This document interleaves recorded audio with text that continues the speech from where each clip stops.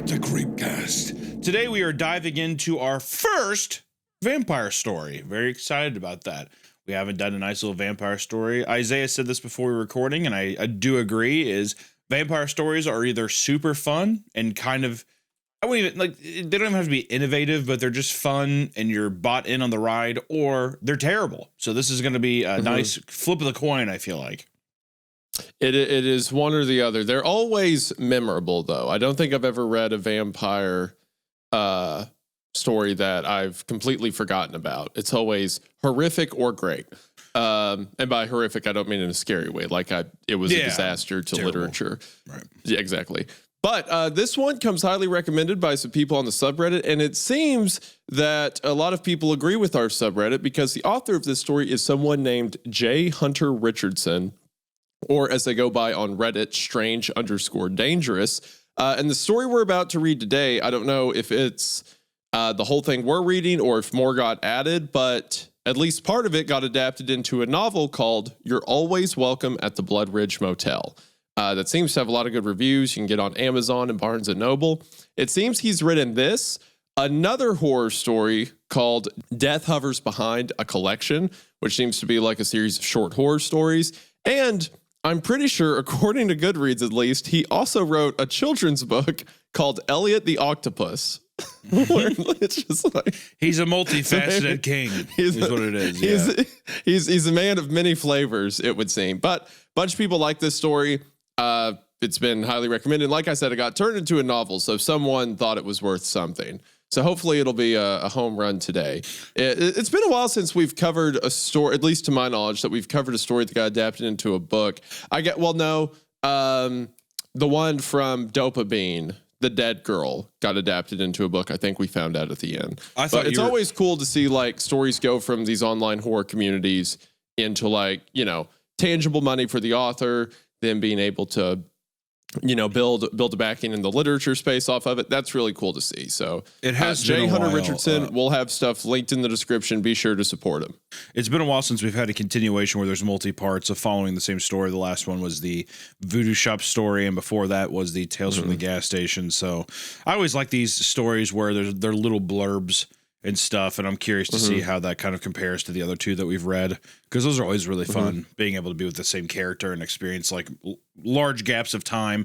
I mean, even the first part is called I Own a Motel, and I may have been renting out rooms to a family of vampires every 4 years for decades. So I kind of like the progression that entails as each part goes on, that like our character is going to age severely while I'm assuming this family is going to stay the same, which is kind of cool. Yeah. And as always, guys, if you like the story, please do check out the Amazon book that the guy has up right now and just support that. And also just want to give a quick shout out to the audio listeners over on Spotify and Apple Podcasts. If you're listening on there, be sure to give us a nice rating. It does help. And also our beautiful patrons who got some delicious extra content this week. And without further ado, I would say, Isaiah, are you ready? I'm ready to get into it. With that, Hunter, let us begin. You're always welcome. That was the sign that hung outside the motel that my family had owned for generations. A relic from the heyday of Route 66, nestled among large pines just off a 2-lane mountain road. My grandfather was a smart man and very opportunistic. When the cave system nearby was incorporated into the National Park Services, he capitalized on it. He built the motel, and shortly after, our home right next to it.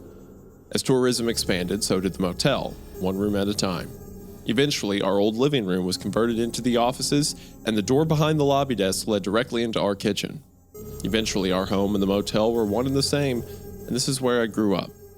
My grandfather passed down the business to my father when my sister and I were born. My father had also grown up in this isolated motel, so my mother always said he was hesitant to force the same fate on us. When my grandfather died suddenly, though, it was less of a choice and more of a fate forcing itself on him. I have memories of my father talking about selling it, but that seemed to fade as we settled in as a family. Things seemed to go well for us, for a while at least. I remember this part of my childhood fondly. We lived in a place that seemed to be only described in fantasy books.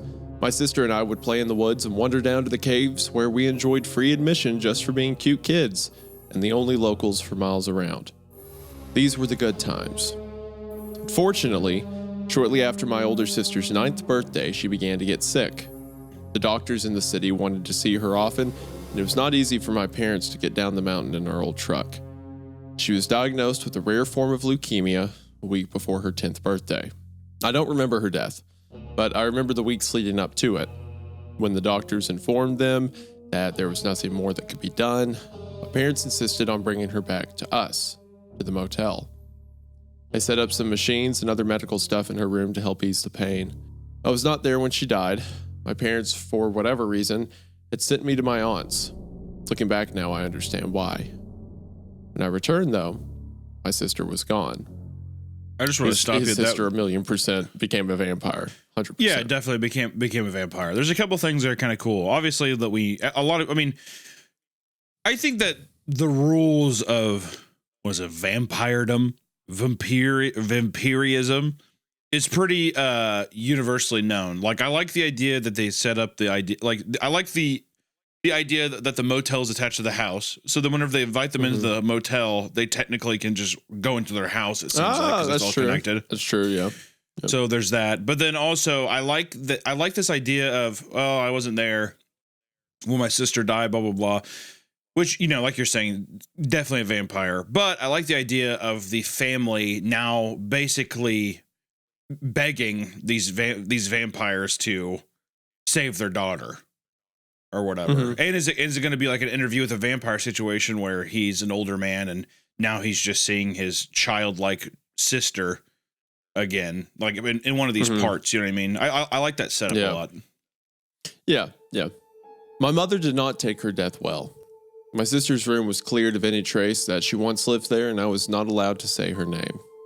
Every day there seemed to be less and less evidence that she had ever even lived there. Eventually, my mother went so far as to remove any photo we had of her from the house. By the time I was a teenager, there truly was no trace left of her existence. I hate to admit it, but my memory of her face had even gone. But I remember what she smelled like: soft lavender. I left the motel when I went to college and lived an exciting yet uneventful life far away from that small spot on the mountain. But as my parents grew older, they needed more help, and I felt myself drawn back to that old mountain motel. I helped them for a good part of 12 years, slowly taking on more and more of the responsibilities until I almost ran the place by myself. They still insisted on certain tasks, odd things that they were not ready to give up. The strangest involves what I have come to call the family. My memories of them stretch back to my earliest memories of the motel. They always stuck out because my parents seemed to treat them differently. For as long as I can remember, they had always visited us every 4 years, almost to the day. The family consisted of 4 adults: an older couple, a middle-aged couple, 2 teenagers, a girl and a boy, and a younger girl around the age of 11. The 7 of them were always quiet and polite and always stayed for a week, every 4 years, like clockwork. My parents had even circled the date on our calendars, always expecting them. My father made sure to have a room open, even though they never seemed to book ahead. They were almost like old friends, except for the fact that they treated us like strangers every single time. It wasn't like they didn't remember us, but more that we were inconsequential to their lives.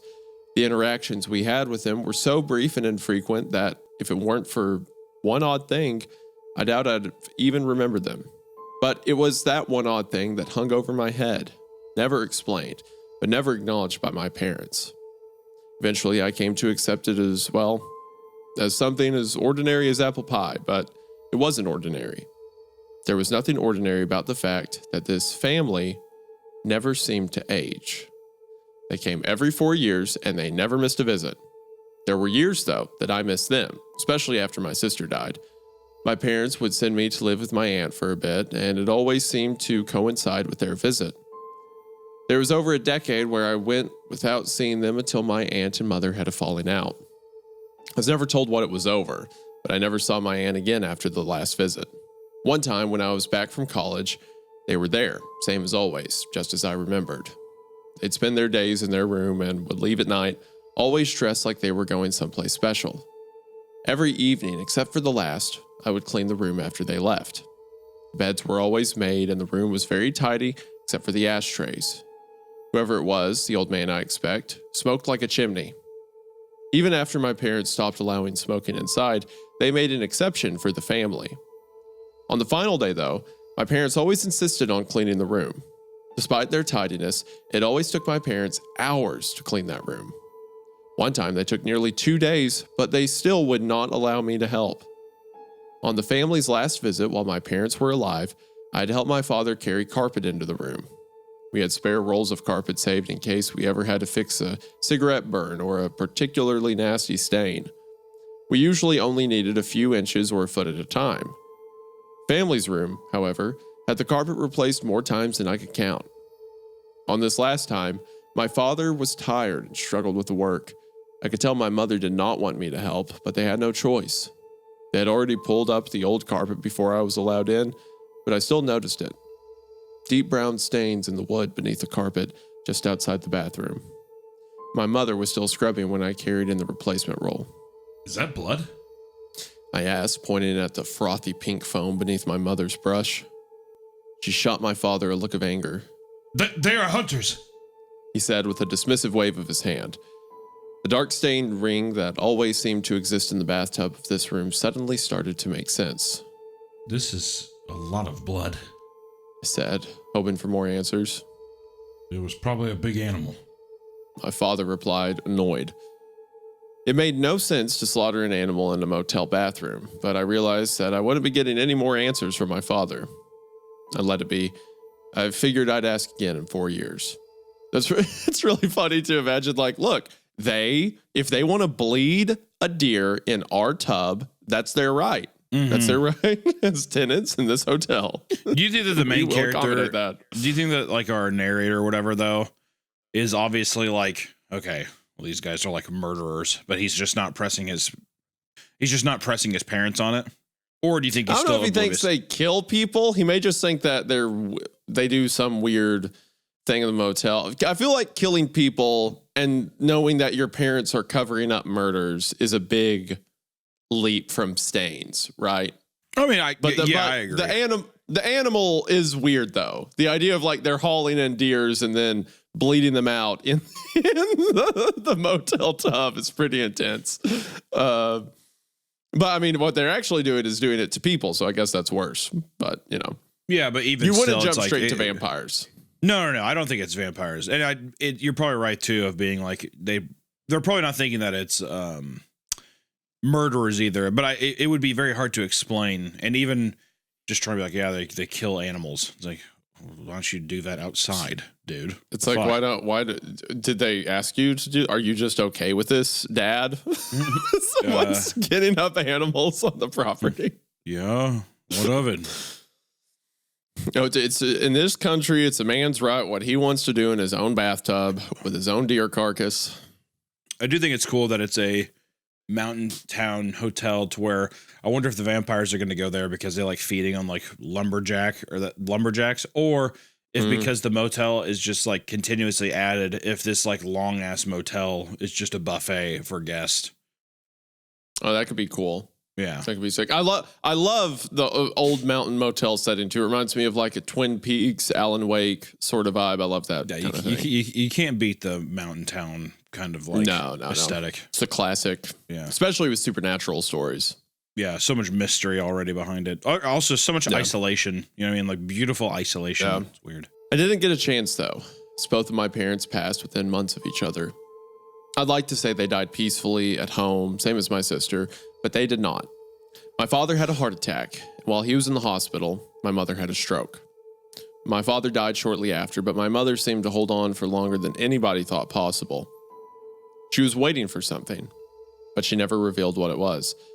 She died in her sleep with an immense look of sadness on her face. God damn. So they both wanted to become vampires too. You know, that's probably what the deal is. They let the vampires kill there, and then it's like, when it comes our family's time to die, what you take them, you make them immortal, and then we'll eventually be reunited. That's like another kind of, I guess not trope, but that's another kind of thing where humans, they'll have like human assistants, all with the hope that they become immortal, like they will make them one of them their own, whatever. Yeah. As we expected, they left the motel to me. The lawyer explained that the will was very brief and uncomplicated. My parents had no money saved and the motel was their only asset, so I was given everything. They did leave me something else, though. In addition to the burden of a family business, they left 3 envelopes with very specific instructions on when to open them. The first one was to be opened when I took over ownership of the motel. The second was to be opened in case of an emergency, namely a financial one.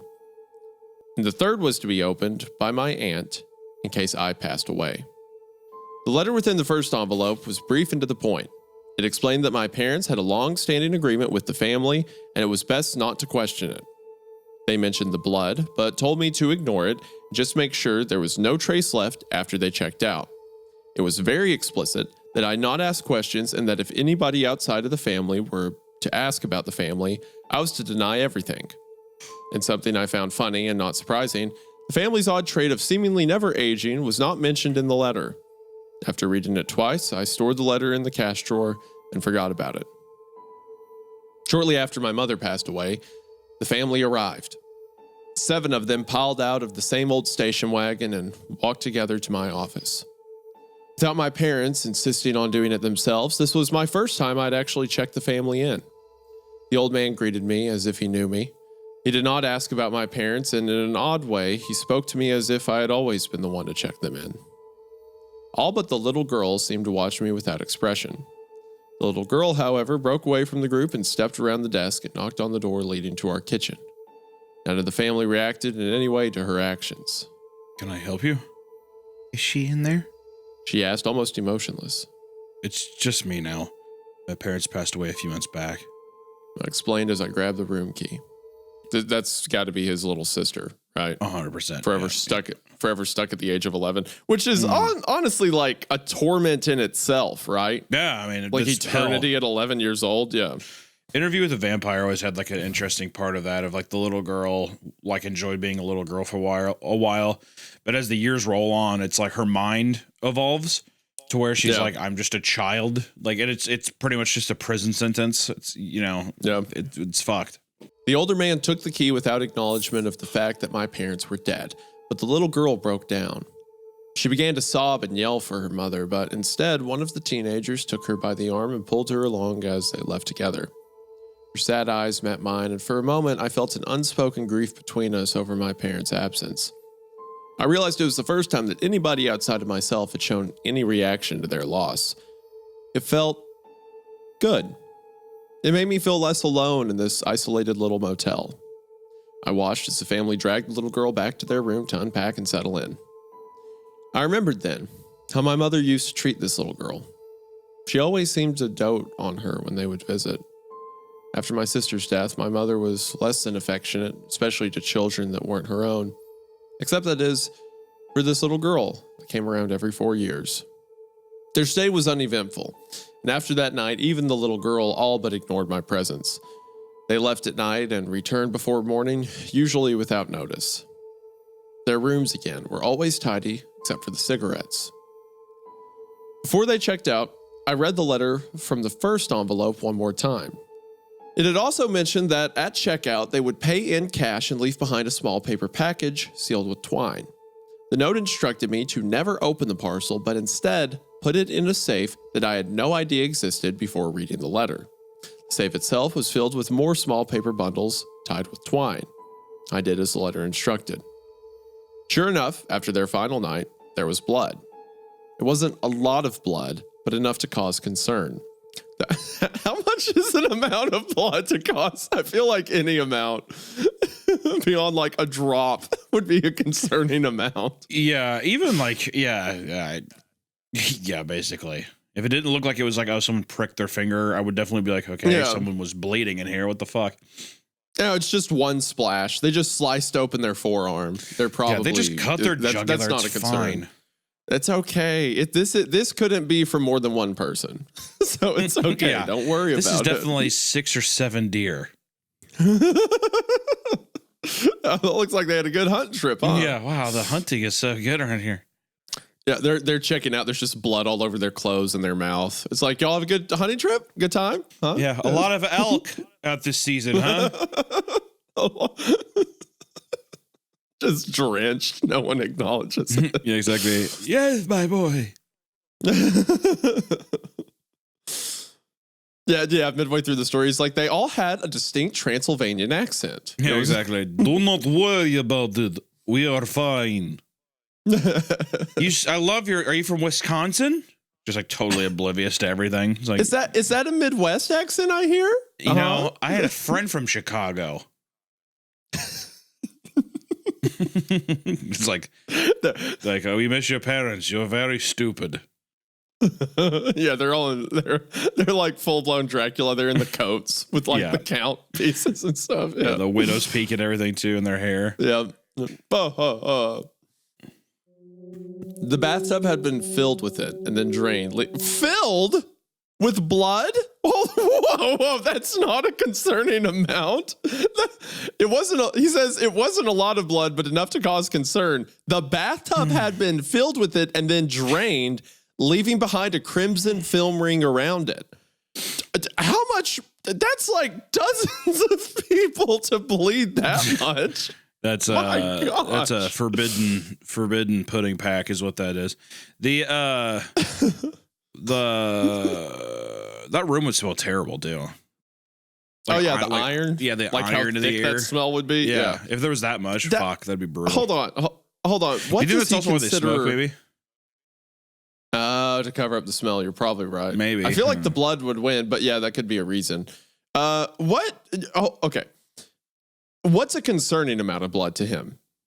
If like 3 dozen bodies worth of blood or 2 dozen isn't enough, because like, would it take like the Shining elevator for him to be like, I should call a manager? Okay, this is concerning.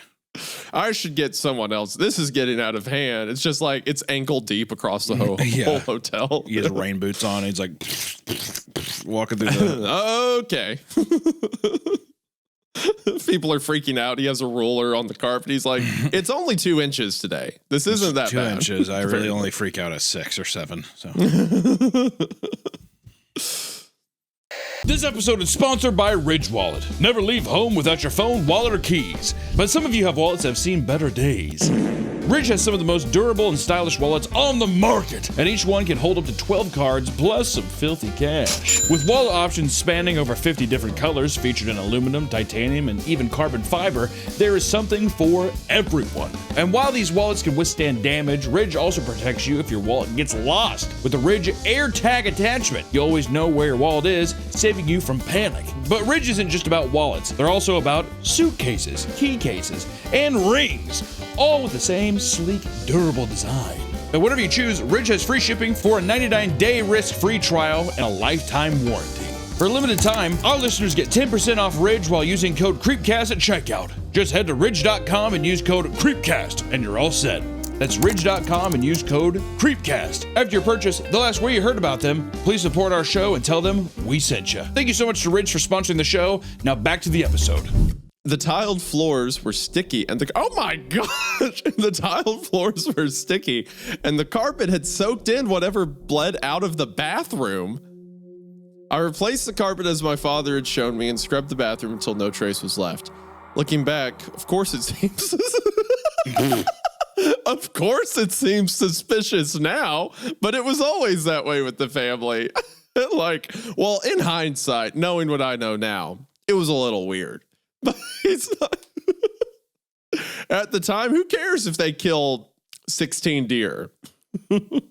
I want to take a moment to thank today's sponsor, Turtle Beach. Growing up on an Xbox 360, if you didn't have a Turtle Beach headset, then your parents didn't love you. And I am proud to say that now, having grown up, and instead of playing on the Xbox, I play games on the PC, and I do all of my work from the same computer, it seems the more things change, the more they stay the same. That's because Turtle Beach continues to deliver high-quality sound and functionality. Their Stealth 700s have an 80-hour battery life that's perfect for podcast recordings or playing video games or live streaming. I honestly think it's way more than that because I can't remember the last time I charged these and they're still running strong. Plus, Turtle Beach's quick charge feature gets them back at 100% in a flash. The headset is also super comfortable, which is a big deal if you're like me and leave these things on for your entire workday. Or that 10-hour Tarkov/Fortnite gaming session that you call a workday. I love Fortnite. But one of the biggest things for me that made me switch over to the Stealth 700s after being on wired headphones for so long was the cross-play dual wireless system. Basically, instead of just using Bluetooth and worrying about what you're connected to at any time, you just plug the USB stick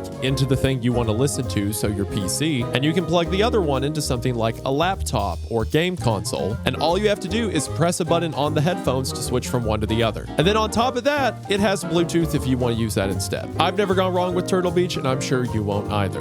For your next headset, head to turtlebeach.com and use code Creepcast for 10% off your entire order. That is right, 10% off your entire order when you use the discount code Creepcast. After your purchase, they'll ask where you heard about them, and if you could say us, it would help the show and mean a lot. Get the ultimate immersive gaming experience with Turtle Beach today.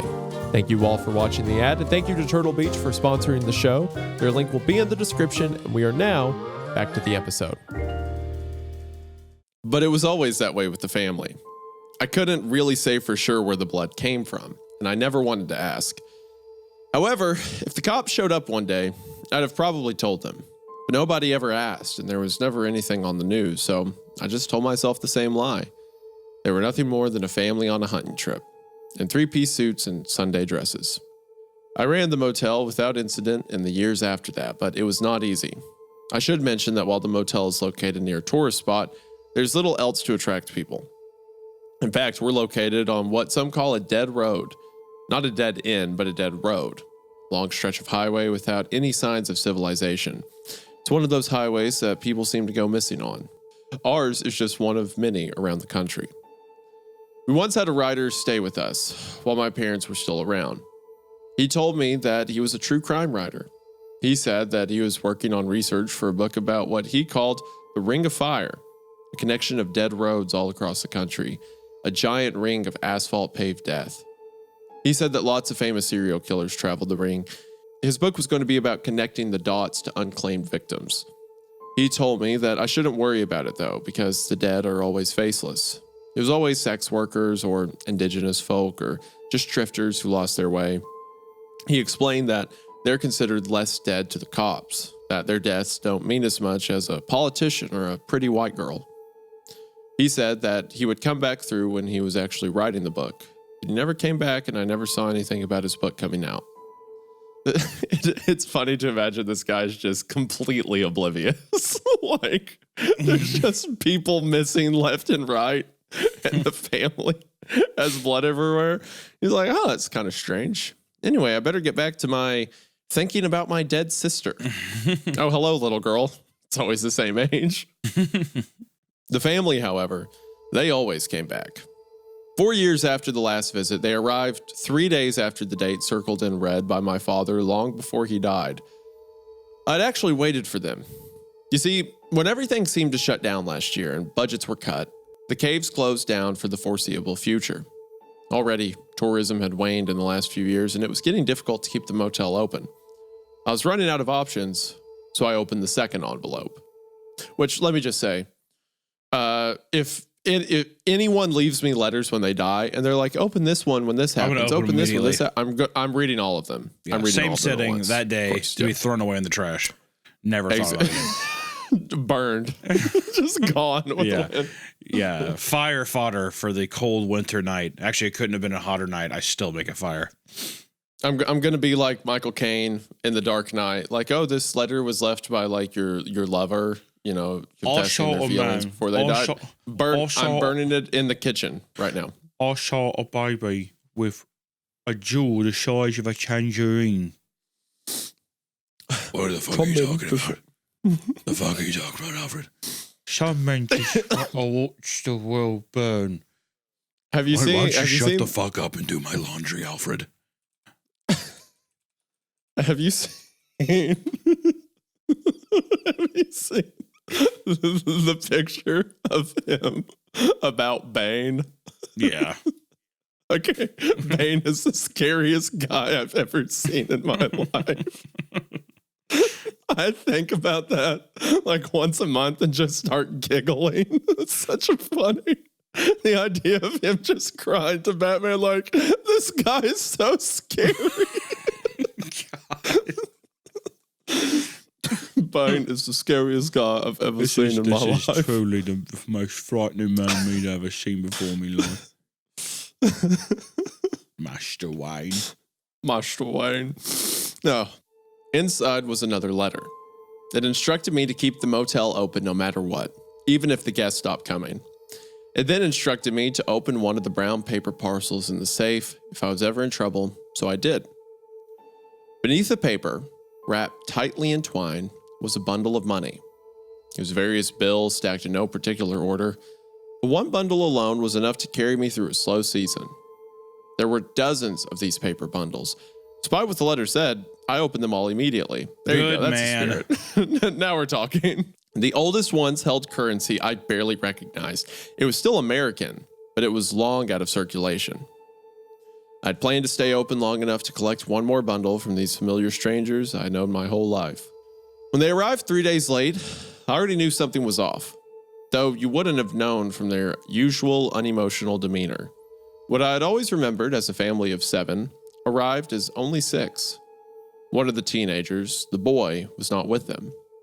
This was not acknowledged by anyone upon check-in. The little girl stayed beside the teenage girl this time too, but her eyes were still fixed on the door to our kitchen. At this point, I had cleaned out all the other rooms except theirs. Nobody had stayed the night in weeks anyway, so I took my time with it. When the time came for them to check out, they paid in cash and handed me the brown paper parcel wrapped in twine. I hate to say this, but your family will officially be the last guests we host here. I explained, trying to break the news casually. The man stared at me blankly. The little girl looked up at the teenager, but the teenage girl did not react. The man did not seem upset, nor happy about it. As always, he was emotionless. Okay, He said with a fake smile. With that, he turned to leave. The family followed after him, but the little girl pulled away from the teenager. She stood there, staring at me for a very long time. You better hurry. I said, pointing at her family, trying to break the awkwardness. Do you not remember me? Of course I do. You never change. I could see the old man out in the parking lot as he packed up the old station wagon. I saw him notice the little girl's absence. Without any urgency, he put down the bag and came to retrieve the little girl. As he approached the office door, the little girl stepped closer to the desk. If you aren't here when we return, they will leave me. They will put me back in the caves and never return. What do you mean? I asked, my mind racing. We're too young. I should never have been turned. Her words were cut off by the opening of the door. The old man stood in the doorway, his gaze fixed on the little girl. Neither of them exchanged words. The little girl left, not before giving me one more pleading glance. Okay, if you aren't here, they will leave me. Yep. They'll just put her in the caves because she's too young, I guess. I think it's insinuating that they're going to kill her. Whatever. Potentially, or they just leave wild vampire children out there. Yeah, but I would assume if they're leaving her in the cave, she's probably going to starve, right? Yeah, if she can't find her way out, probably. Yeah. Once they left, I waited to clean the room. I counted the bundle of cash left in the paper parcel. It was enough to carry me 2 seasons, but more so, along with the rest, it was enough to start a new life. I opened a bottle of wine and drank half before even grabbing the cleaning supplies. I knew what kind of mess awaited me in that bathroom. At least this time, I wouldn't have to replace the carpet. When I finally made it to the old room, it was morning. I opened the door, and the rising sun cast a light across the neatly made beds and overstuffed ashtray. As I walked towards the bathroom, something on the bed caught my eye. Laid neatly on one of the seemingly unused pillows was a photograph. I put down my cleaning supplies and picked up the photo. It was torn on one side, so it was only half of the picture. It shouldn't have been shocking, but it did catch me off guard. It was a photo of the young girl, and she was holding hands with another young girl. Me. Why did I think the author was a guy this entire time? There was no indication of that. I thought it was a guy too. I am stupid. It's like I just got hit with the whole like, is Dr. Pepper a woman thing? Like I'm like, my apologies, ma'am. It made sense since I'm sure we had known each other our whole lives. There was nothing unusual about me except for how happy I looked. Her, on the other hand, seemed somehow different. It took me a moment to register what was off about her, but when I did, I gasped. She was younger. Not much younger, she appeared now, but younger than I had seen her in decades. The photo itself was taken here at the motel, just outside of the office. I'd recognized the background, not only because it was a familiar space, but because I had seen this photo before somewhere. It clicked. I abandoned the cleaning and ran back to the office with the photo in hand. Hung above the fireplace in the office, just across from the desk, was a collection of photos my mother had curated over the years. It was mostly my parents and I, but there was also snapshots of famous guests or old regulars. I ran my fingers over the torn edge of the photo of myself and the little girl, and I remembered one specific photo that hung over the fireplace. It was small and odd-shaped, but it was my mother's favorite because of how happy my father and her looked. It was just the two of them standing outside the office, smiling. It was taken in the same spot as the one of me and the little girl. I ripped the photo of my parents off the wall and broke the frame, too impatient to be delicate. I pulled the small old-shaped photo from the frame and confirmed my suspicion. It was torn. I held the photo of my parents up with the photo of the little girl and myself. They were two halves of the same photo. Though I couldn't remember her face, I knew immediately who the little girl was. I held the photo close to my nose and breathed in deep, soft lavender. She was my older sister. I now understood the deal my parents had made. How fun. What a great first part. That was pretty good. That's good. I also like how it doesn't, like the title mentions vampires and it doesn't beat around the bush with like, what are they? Are they creepy? Stuff like that. It also doesn't take it in a hokey direction of the vampires just being like, you know, that like we have a deal with your parents where we get to kill whatever we want and then we get a, you know, whatever. It's just like, so it's all very like they just have a deal. Yeah. You don't have to explain it. We know that kind of thing, you know. Yeah, that's why I like this story does. I like the emotional tie-in of, yeah, the parcels are just filled with tons of cash and the person's like, okay, well, I'm going to open these immediately and just cash this in. And then now there's the emotional tie-in though of, okay, well, if I close shop now, they're going to kill my sister, who I thought has been dead this whole time after her parents have died, which is fun because now this little vampire girl is the only family she has left. Yeah. So now you're in like this weird, like, which can you even save your sister? It's like, oh, I'll take care of my vampire little sister or big sister that's younger than me.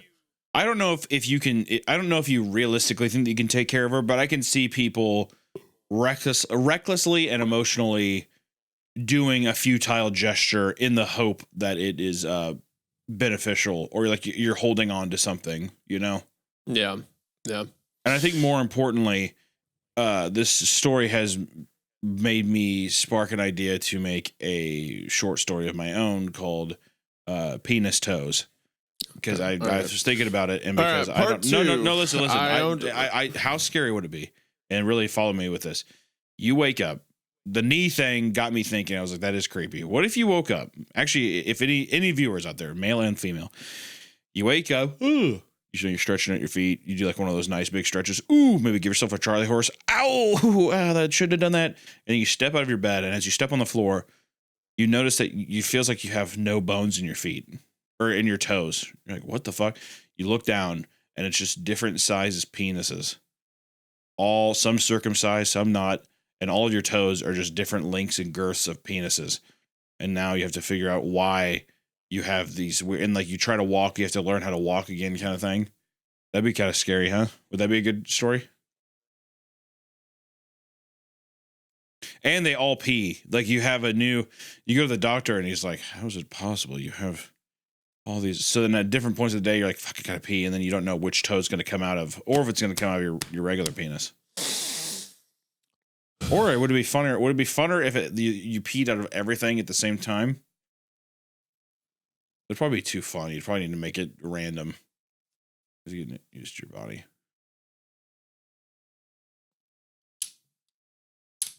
What's wrong with you, Jake? Sorry, Rebecca. I'm just a bit sad. I have penis toes.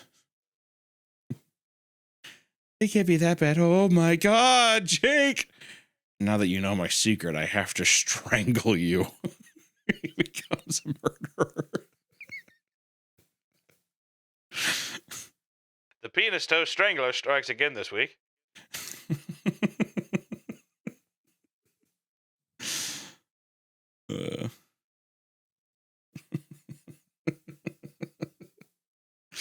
I pissed my pants. He's talking about his shoes.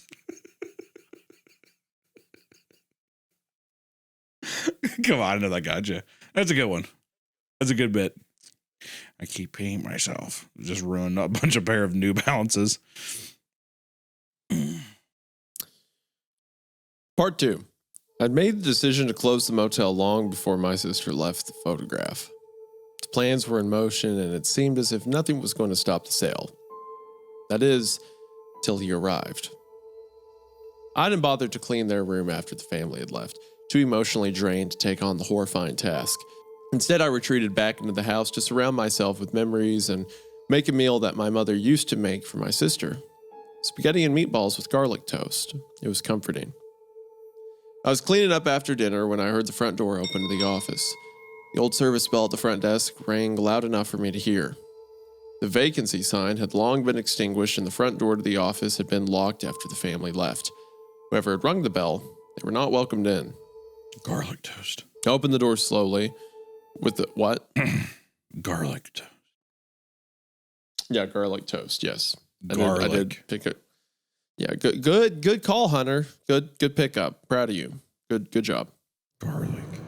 I opened the door slowly, with the kitchen knife gripped tightly in my hand. We're closed.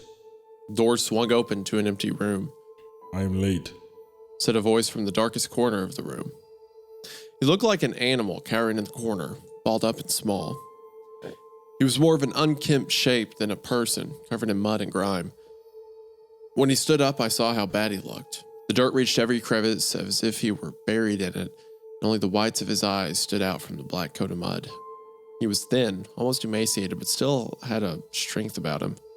I'm sorry, but we're closed. But the sign.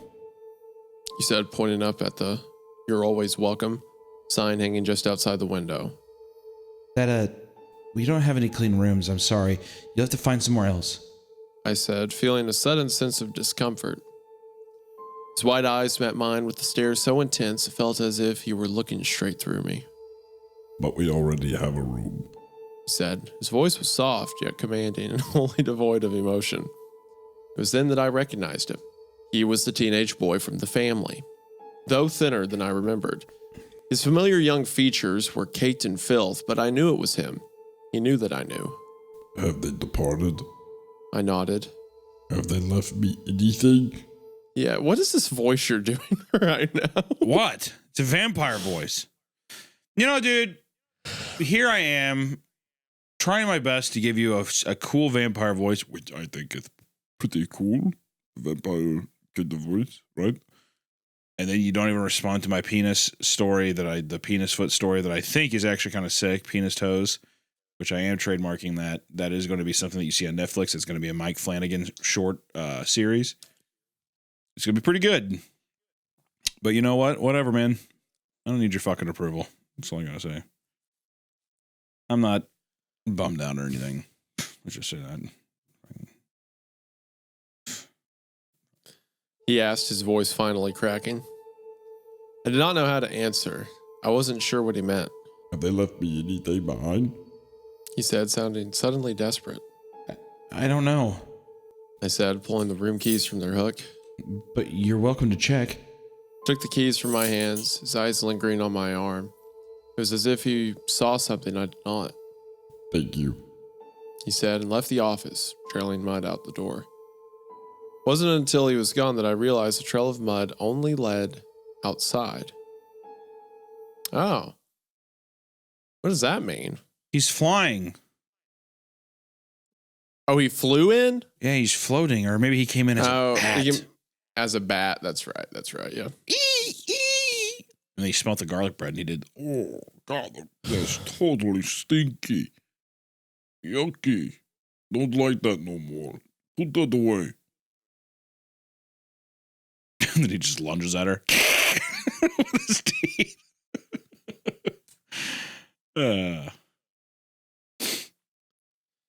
That night, I could not sleep. I watched his room from my window and waited for him to leave, but once he closed that door, it seemed as though he disappeared inside. He never even turned on the light. Only left my perch long enough to make coffee, but even then I listened for the creak of that heavy old door. Never did hear it. When day came, I decided to check on him. I knocked many times and announced my intent to enter. He did not respond. The door opened with that familiar old creak, and the sun once again crept into that dark room. Cigarette smoke still hung heavy in the air and danced in the beams of light. The room key sat idle next to the ashtray. Okay, hold on. No, we read that wrong. It's saying that the mud only led inside, as in he walked down the hall to the room, but then never left the room. So there's no flying anywhere. He walked into the office and then to the hotel room, but then never left the hotel room. He might have flown there in some way. I don't think that's what was implied at all, actually. I think all the footprints led inside, and they just didn't lead back outside of the hotel room. Yeah, I'm saying that's all fine. I just mean like before getting to the hotel, he probably flew there. Your line's up. It's a quote. Hello? The room itself appeared empty, but I traced his muddy tracks from the door to the table, then to the bathroom. He had smoked the old butts left by the others and left nothing behind but burnt filters. The beds, again, were untouched. I knocked gently on the bathroom door. Are you okay? Carpet sloshed under feet, wet from the bathroom overflow. I'm coming in. I announced, already turning the knob. As the bathroom door turned inward, it pushed aside a layer of sticky, wet sludge. It was a mixture of deep red and earthen brown. The putrid, sweet smell of decay hit before my eyes could comprehend the horror of what lay before me. The bathtub was half filled with thick, old blood and clumps of mud left behind by the boy. His clothes were piled in a damp, muddy heap just outside the bath. The floor was sticky with blood and dirt. Still, I stepped inside. The bathtub was full enough with the gruesome sludge that something could still be hiding beneath the surface. As I had done many times before, I reached in and pulled the plug. My hand brushed against something inside and I recoiled. The bubbling gurgle of rotting body fluids oozed down the drain as I waited to see what was hidden inside. Thankfully, it was not the boy. It was the severed leg of a deer that had brushed my hand. The hoof was gnarled, cracked, and the leg itself was nothing more than coarse flesh suspended by tendons still clinging to the bone. So, is it saying that they're actually eating deer, or the deer are just a cover-up for all the blood and stuff? I mean, I would assume that this time that they're actually eating deer. If it's a dead-end highway, I'm going to assume that there's not tons of people around to eat, yeah. But I would assume it's both. You know what I mean? I think this time it's just a deer because he seems desperate and starving. Yeah. The muck left behind in the emptied bath was a slurry of torn organ meat and unrendered fat, the remnants of a slaughtered beast.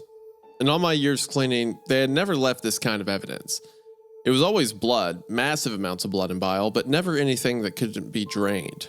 I assumed then this was left by the boy.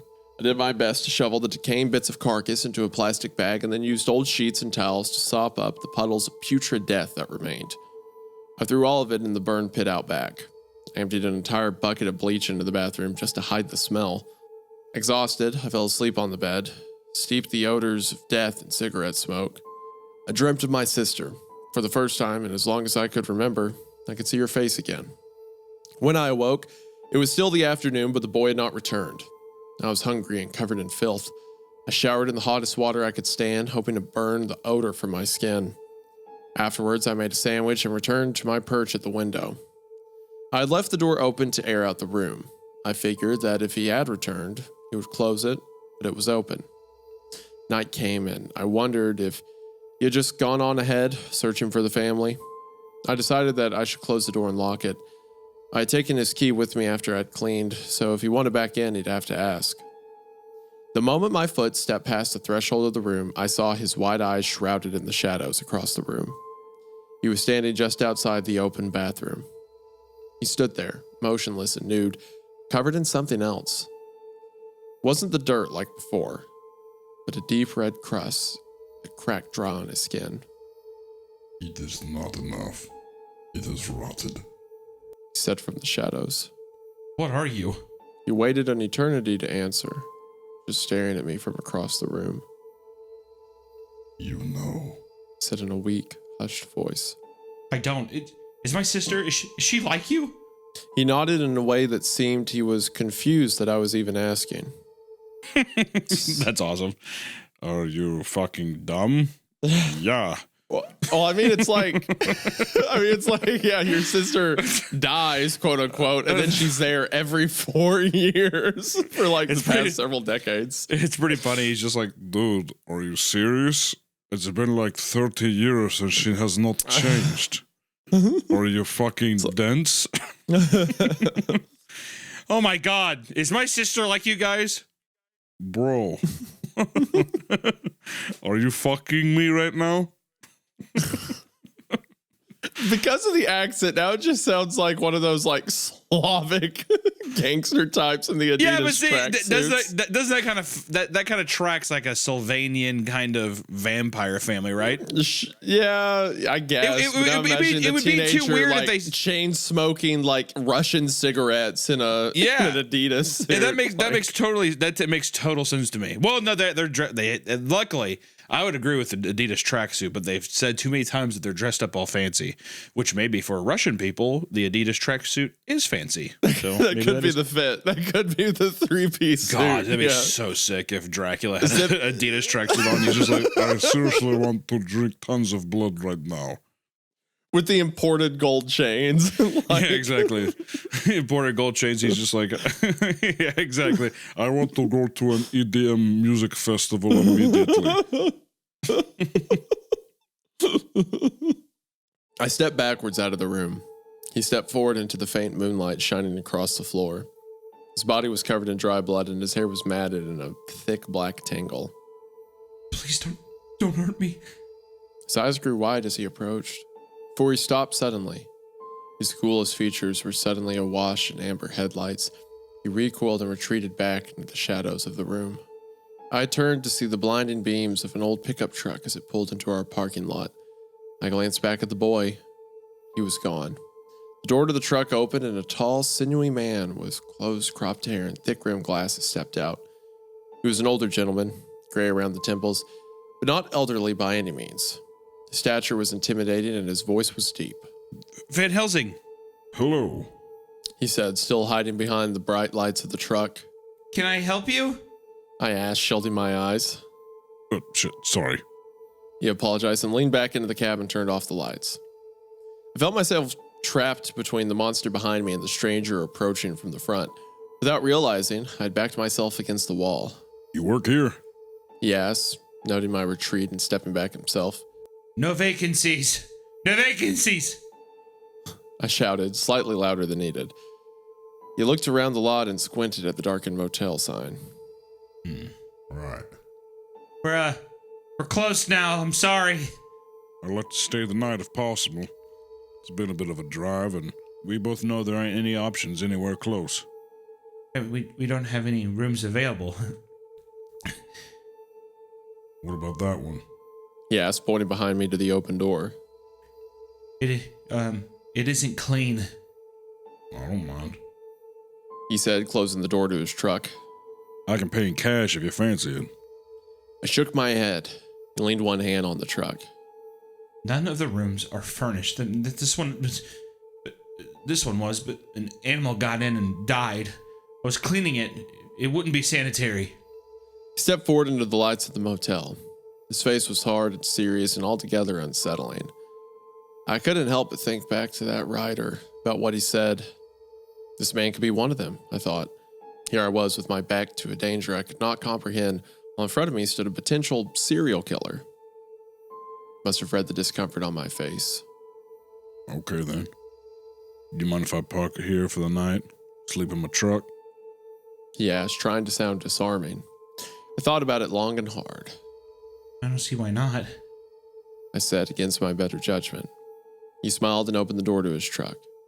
Appreciate it. He said, disappointed. Turned back towards the room, but even with the light from the truck, I could not see inside. Closed the door and locked it. After that, I locked every door I walked through until I was in my own bedroom. Still uneasy about the two threats that were sleeping only a few hundred feet away, I decided to arm myself. I don't like guns. Never owned one, and I don't care to ever buy one. But my father taught me how to shoot. In fact, he taught me to shoot with my grandfather's old revolver, the same one that was locked in a box beneath my bed. It was my father's lockbox, and aside from the gun, I had no idea what I'd find. I'd use a hammer, an old screwdriver, to break the lock, and after only a few attempts, I was able to pop it open. As expected, the gun sat atop a pile of important documents, photos, and small mementos that meant something to my father at some point in his life. 6 loose bullets rattled around the steel box. They appeared to be handmade, not purchased, and somehow older than myself, each one tipped in shiny, polished silver. I loaded the revolver and set it aside. The photos hidden beneath it were not ones I'd recognized from my childhood. They were all, for some reason, private to him. The top photograph was of my parents, years before I was born.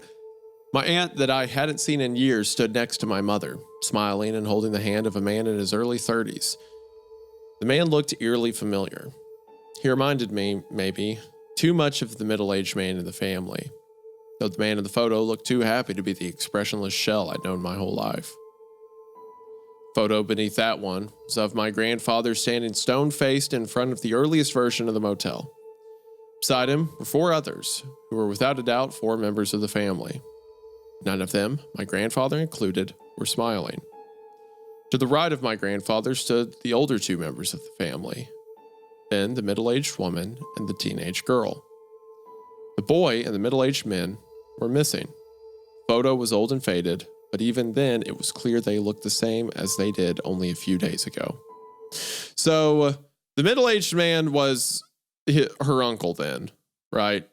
Because it's like, oh, he was holding hands with my aunt. But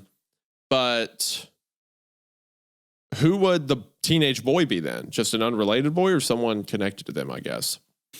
I think that we might find out more through the other parts, but it almost seems as if with the silver, not vampire hunters, but I'm wondering if that's the case also why the mom and like, it almost makes you think that they were like purging the mountain of these evils or something like that. And that's like maybe like why the aunt and the mom had a falling out, because she's like, you're just letting them stay there and do shit, you know? Yeah. Beneath that, I found my sister's birth certificate. Old bonds, the deed to the motel, and other uninteresting documents of worth. Below everything, though, was one more thing. A stiff card wrapped in the same paper the family's money was wrapped in, tied with the same twine. I opened it. I unwrapped it to reveal the backside of a photograph, newer than the others, with Chicago 1974 written in a handwriting that was foreign to me. It was not my mother's or father's. I flipped the photo and I felt a cold chill run down my spine. I saw myself, younger than I had ever seen in any family photo. I was dressed in a corduroy overalls and standing in front of an old building. The oddest thing, though, was that I was standing between 2 vaguely familiar adults, holding their hands. All 3 of us were smiling. Wish I'd say I was able to place their faces, but I could not. I had to assume they were family friends, but to my knowledge, my parents never had many friends, and those that did would be the ones to visit us. My entire life, my parents made the motel the priority. We had never taken a family trip together outside of a holiday weekend at my aunt's. In fact, as far as I could recall, neither of them had ever mentioned visiting Chicago, and they definitely never said anything about seeing friends there. Who were these people? Where were my parents? Why wasn't my sister with me? My breath grew more rapid with each thought, and I slammed the box shut. I already had too many questions that seemed to be impossible to answer. I was not ready for more. Thankfully, the exhaustion overwhelmed my mind, and I eventually drifted off to sleep. The loaded gun sat safely on the nightstand next to me. I had even pushed a chair beneath the knob of my bedroom door. With the heavy curtains pulled closed, the sun never crept in, and I awoke very late in the morning. Even before coffee, I made my way out to the parking lot. The truck, however, was already gone. I started to feel a tinge of guilt for judging the strange man as I did. That guilt, though, would only deepen as the day progressed. I opened the door to the boys' room. The morning sun flooded in immediately, casting away any dark corners. Immediately, the smell of iron strung my nose. As I stepped up to the bathroom door, my feet once again squished into the soaking wet carpet. The door was unlocked, but as I opened it, I heard the familiar slosh of coagulated blood being pushed aside. Stepped into a familiar, but no less unsettling sight of a tiled white bathroom coated in a crimson blood. I prayed to myself that it was again that of an animal, though even that did not set well with my conscience. Just to be safe, I decided to clean. I needed to be sure that no trace of the teenage boy was left behind, just in case somebody else came through unexpected. That strange man now made me nervous in an entirely different way. I was so focused that I forgot to make myself coffee. Instead, I went straight to work sopping up the massive amounts of blood. It was only when I was on the floor scrubbing that I noticed some of the blood seep through seams in the tiled floor. Narrow cracks in 3 straight lines forming a box against the wall. I then noticed that the baseboard beneath the sink had been removed and there were small finger-sized holes in the floor where it met the wall. Crawled across the floor, still slick with blood, and slipped with my fingers in. I was able to get underneath and pull up what turned out to be a door or hatch in the floor. So I pulled it open, blood seeped down into the crawl space beneath the bathroom. Crawl space that until now, I had no idea even existed. I had no choice but to investigate. It was not large, but deep enough to walk through without crawling. It spread maybe 10 feet in every direction. It was dark, but my phone's flashlight was bright enough to reveal even the furthest corner. Thankfully, the boy was nowhere to be seen. The floor beneath me was soft dirt, made muddy from the blood that seeped down. The walls appeared to be crafted from old red brick and mortared in place, unlike any other foundation on the property. Words written in an unfamiliar language were carved into the walls. It smelled of smoke, stale breath, and iron. I moved further in to explore the hidden room. Strange crystalline rocks were scattered, half buried around the floor, much like the ones you'd find in the now closed caverns. The most unsettling aspect, though, was the heaps of soft dirt that were arranged in 7 large piles throughout the room, one for each member of the family. Immediately, the room itself felt heavy with dread. I got out as quickly as possible. I left the crawl space as I had found it and replaced the baseboard, just in case. I finished cleaning the bathroom and doused everything in bleach, careful to avoid the cracks in the floor. When I returned to the office, there was a message flashing in red on the office phone. I checked and it was from my lawyer, so I returned the call. He informed me that the buyer from the property was expected to stop by. I was told he wanted to see it firsthand, but he was an odd fellow and may not announce his intentions. I could only assume it was the man from last night. He then changed the subject with a somber tone in his voice. He asked me if I heard from anyone in my family. No. I told him.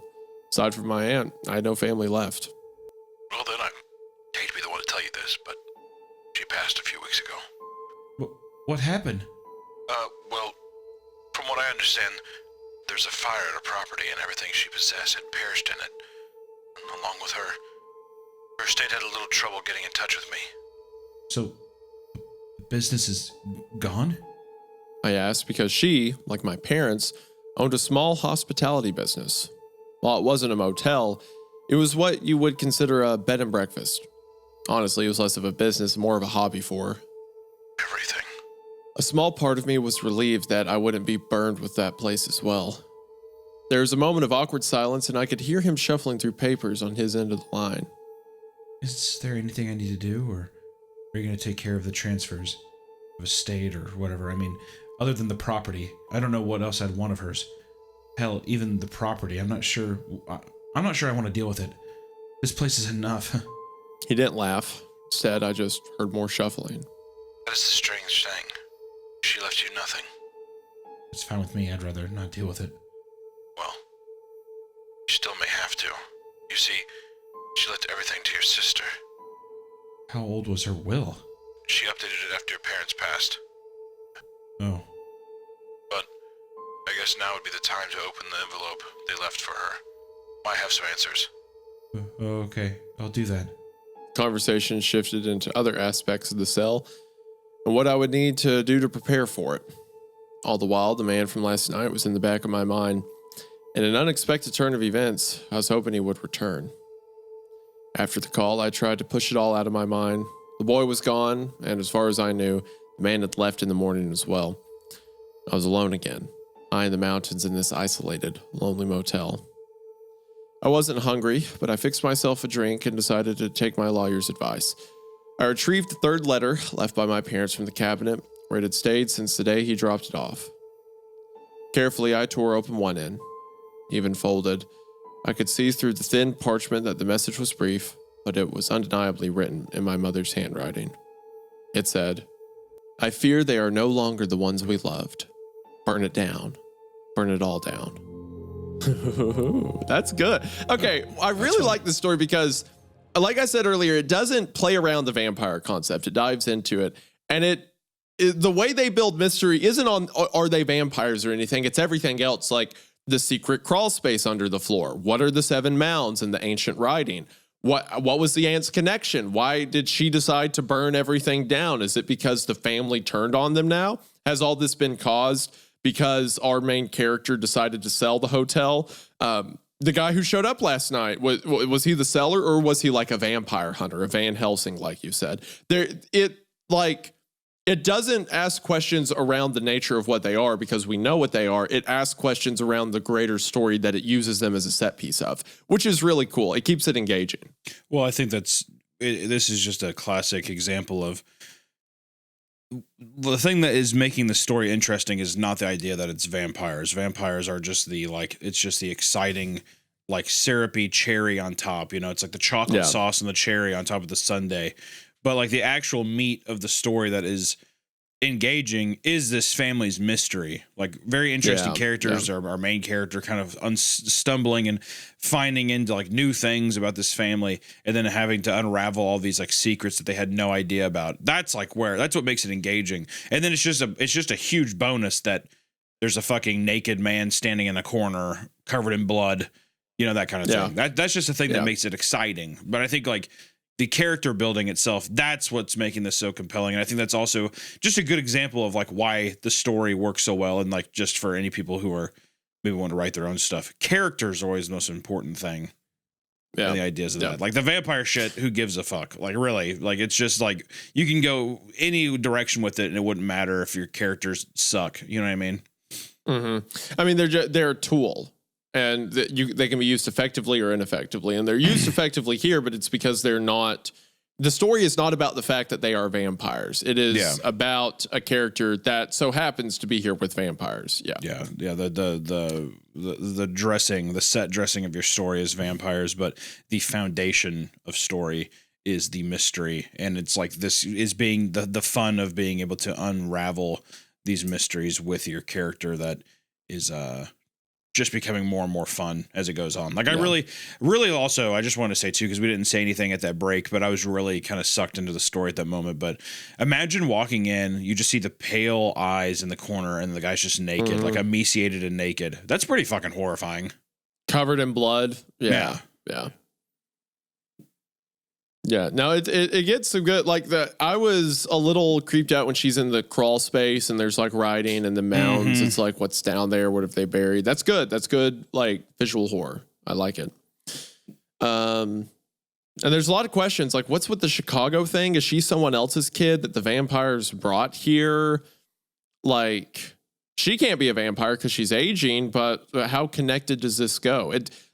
Again, it has mysteries, and they're ones that I care about, not ones that are... In the first part, I had a little bit of worry, where our main character kind of took a while to figure out what they were, but the worry's immediately been put to the side with how many good questions there are coming up. So I'm bought in. I'm loving it so far. I'm thinking it's some kind of family in a city who met a vampire who got fucked up. I know before I was like, oh, maybe they're vampire hunters. I think it just might have been people who got in bed with a vampire at one point. And it seems like from the deal of you used to live in a very civilized, suburban setting, and now you're in the middle of nowhere. Definitely seems like they're hiding from the rest of the world up in the mountains versus being in a space where they're maybe constantly tempted. Who knows? Could be. Okay, so part 3. Before we get into part 3, I realized that y'all can see it. Yes, I am wearing a My Little Pony shirt, but it's ironic. Sure. A little pew-pew. After the Cupcakes episode, so many of you messaged a gun company called Polinar Tactical, who had My Little Pony merch that said My Little Pew Pew, that they messaged me and were like, hey, so a bunch of our fans or a bunch of people have said that you would really like this My Little Pony shirt. So I had to go into this long diatribe about it's not because I'm a brony. It's because my fans think it's funny. People that watch Creepcast. And it's this podcast where I read scary stories, and they didn't believe anything I said, but they sent me the shirt anyway. So thank you for that. So thank you guys for doing that, I guess, whatever. I also had I had something funny kind of happen to me recently too. Basically this like, how would you say this bank? Like a treasury of some sort give me a bunch of money because of the IP for penis toes. And the fans kind of contacted them about that. And they were like, we just want to give you a bunch of money because of it. Part three. Burn it all down. Those words rung clear in my head as if my mother were whispering them in my ear. Trust me, I wanted nothing more than to be done with this motel and the family. But there were some things I just couldn't let go. I started to worry that if I sold the motel, other secrets would be revealed. Dark secrets, damaging secrets. I could fill in that pit below their room, but what else was hiding in the motel grounds? I had no choice but to wait for the sale to either go through or fail. In the meantime, I packed up what I could from our old family home.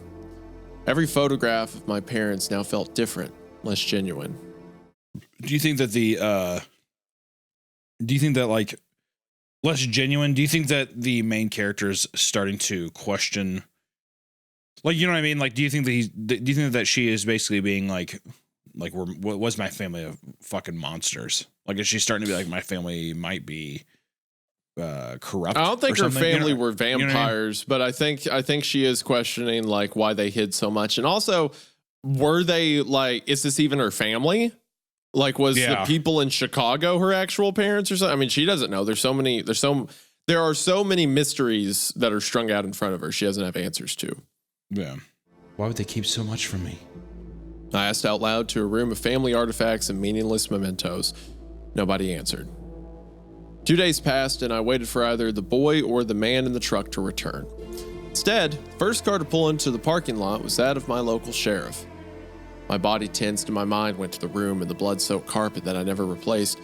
I questioned whether or not I'd actually be honest if he asked about it. Yes, of course I would be. I had nothing to hide. I knew nothing. Nothing except for the fact that I'd rented rooms to soulless immortal creatures that somehow acquired gallons upon gallons of blood without notice. I began to doubt my own composure. I waited at the door to the office while he sat in the cruiser for 10 minutes or so. I wasn't sure if he saw me or not, but regardless, I held my ground. I noticed a little too late my cleaning supplies abandoned in the lobby next to gallons of bleach. The cruiser door slammed shut and snapped my attention back to him.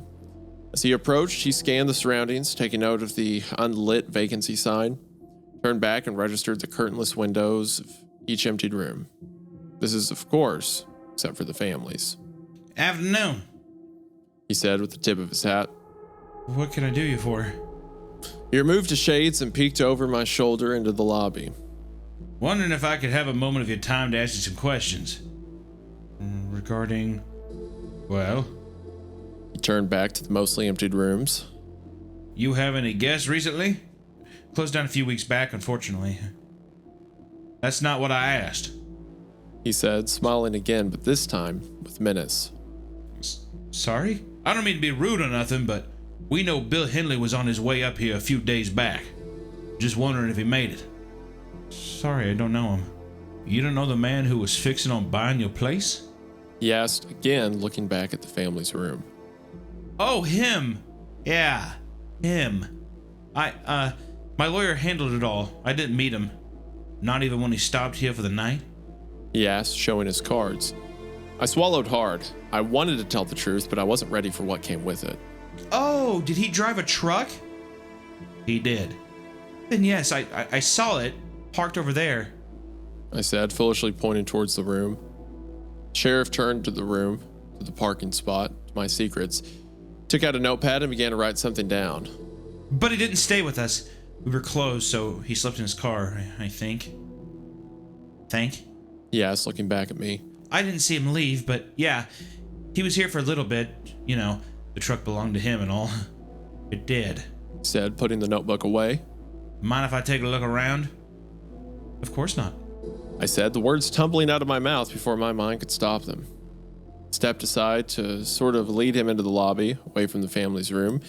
Immediately, he took notice of the cleaning supplies and the bleach. Is there a problem? Is he okay?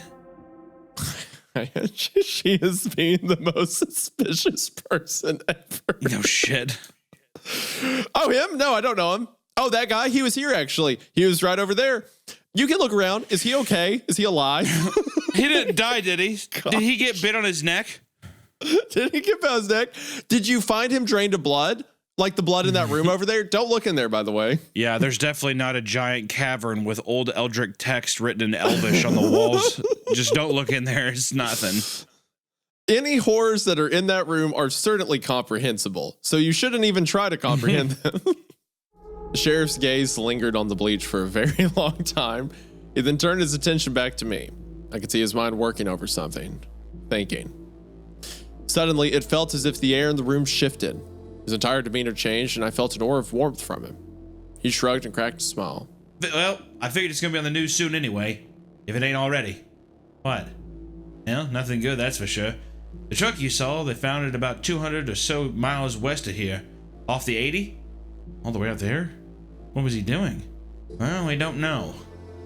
We don't know where he was. We don't know who he is. Or wait, we don't know where he is? Oh, yeah. Well, we don't know who he is. We don't know what's going on. I was like, what the fuck? Well, we don't know. Well, we don't know. The sheriff has intense memory loss. Who are you? Who am I? What are we doing here? Well, we don't know. We don't know where he is. He said, his gaze drifting out to the knickknacks and photographs. Oh, that's not good. I don't like that. You really ain't gonna like the next pod. The buyer of yours has a lot to answer for. Like what? Well, the body they found in the cab, burnt to a crisp, abandoned.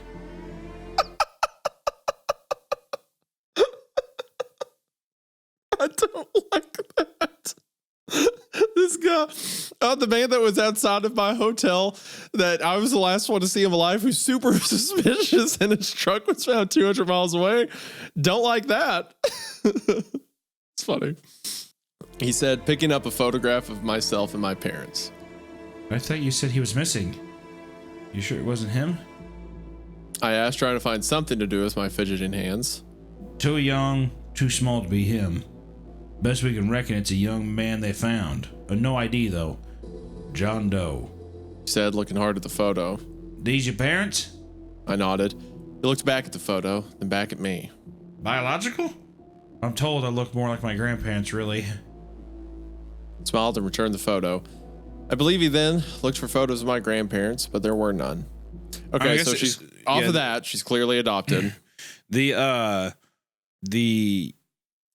Was that the vampire teen that was in the room? Do you think that he was burnt? Yes. Okay. Yeah. It brought out into sunlight. Yeah. Yeah, definitely. So I had the thought with the cigarettes that maybe earlier with the ash, I'm like, maybe that's like dead vampires or something, like burnt to ash. But then they said that there were actual cigarette butts being smoked. So you're probably right. That was just to mask the smell. Or they're just Russian and they love chain smoking. Yeah, they do love chain smoking. That's right. But so I thought that what was implying with the extra blood and stuff was that he had been killed, the vampire hunter, which maybe he has. And the boy stole his truck and started trying to drive away, trying to find the family. And then when daylight hit, he burnt to ash. No, wait, what direction did they say he was driving? West? Yeah, I think I think the guy's still alive. I think the vampire hunter dude that slept in the car. I feel like we're gonna get more from him. You know what I mean? Yeah. Well, it said he was driving west, right? So that would have been driving away from the sunrise. So perhaps the boy maybe the vampire hunter's still alive, but perhaps the boy stole the car and then started driving west, trying to find the family, trying to get away. And then when sunrise hit, burned him to ash in the cab. That explain why he's not around. Because if he is a vampire hunter and he kidnapped the boy, why would he drive 200 miles away and then abandon his car and leave him in the cab? He would probably do it in a more, he's done this before. He would cover his tracks better. Yeah. Well, I mean, from what we know, who knows? Who knows? Yeah.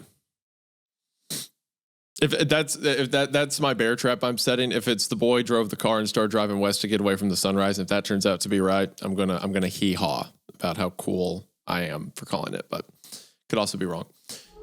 We stood there trapped in a long, awkward silence. I motioned towards the kitchen door behind the front desk. Did you still want to look around? I asked, trying to lead him. Nah, maybe later. Just needed to confirm he was here, really. He said, making his way back outside. I followed. Okay, well, thank you for stopping by.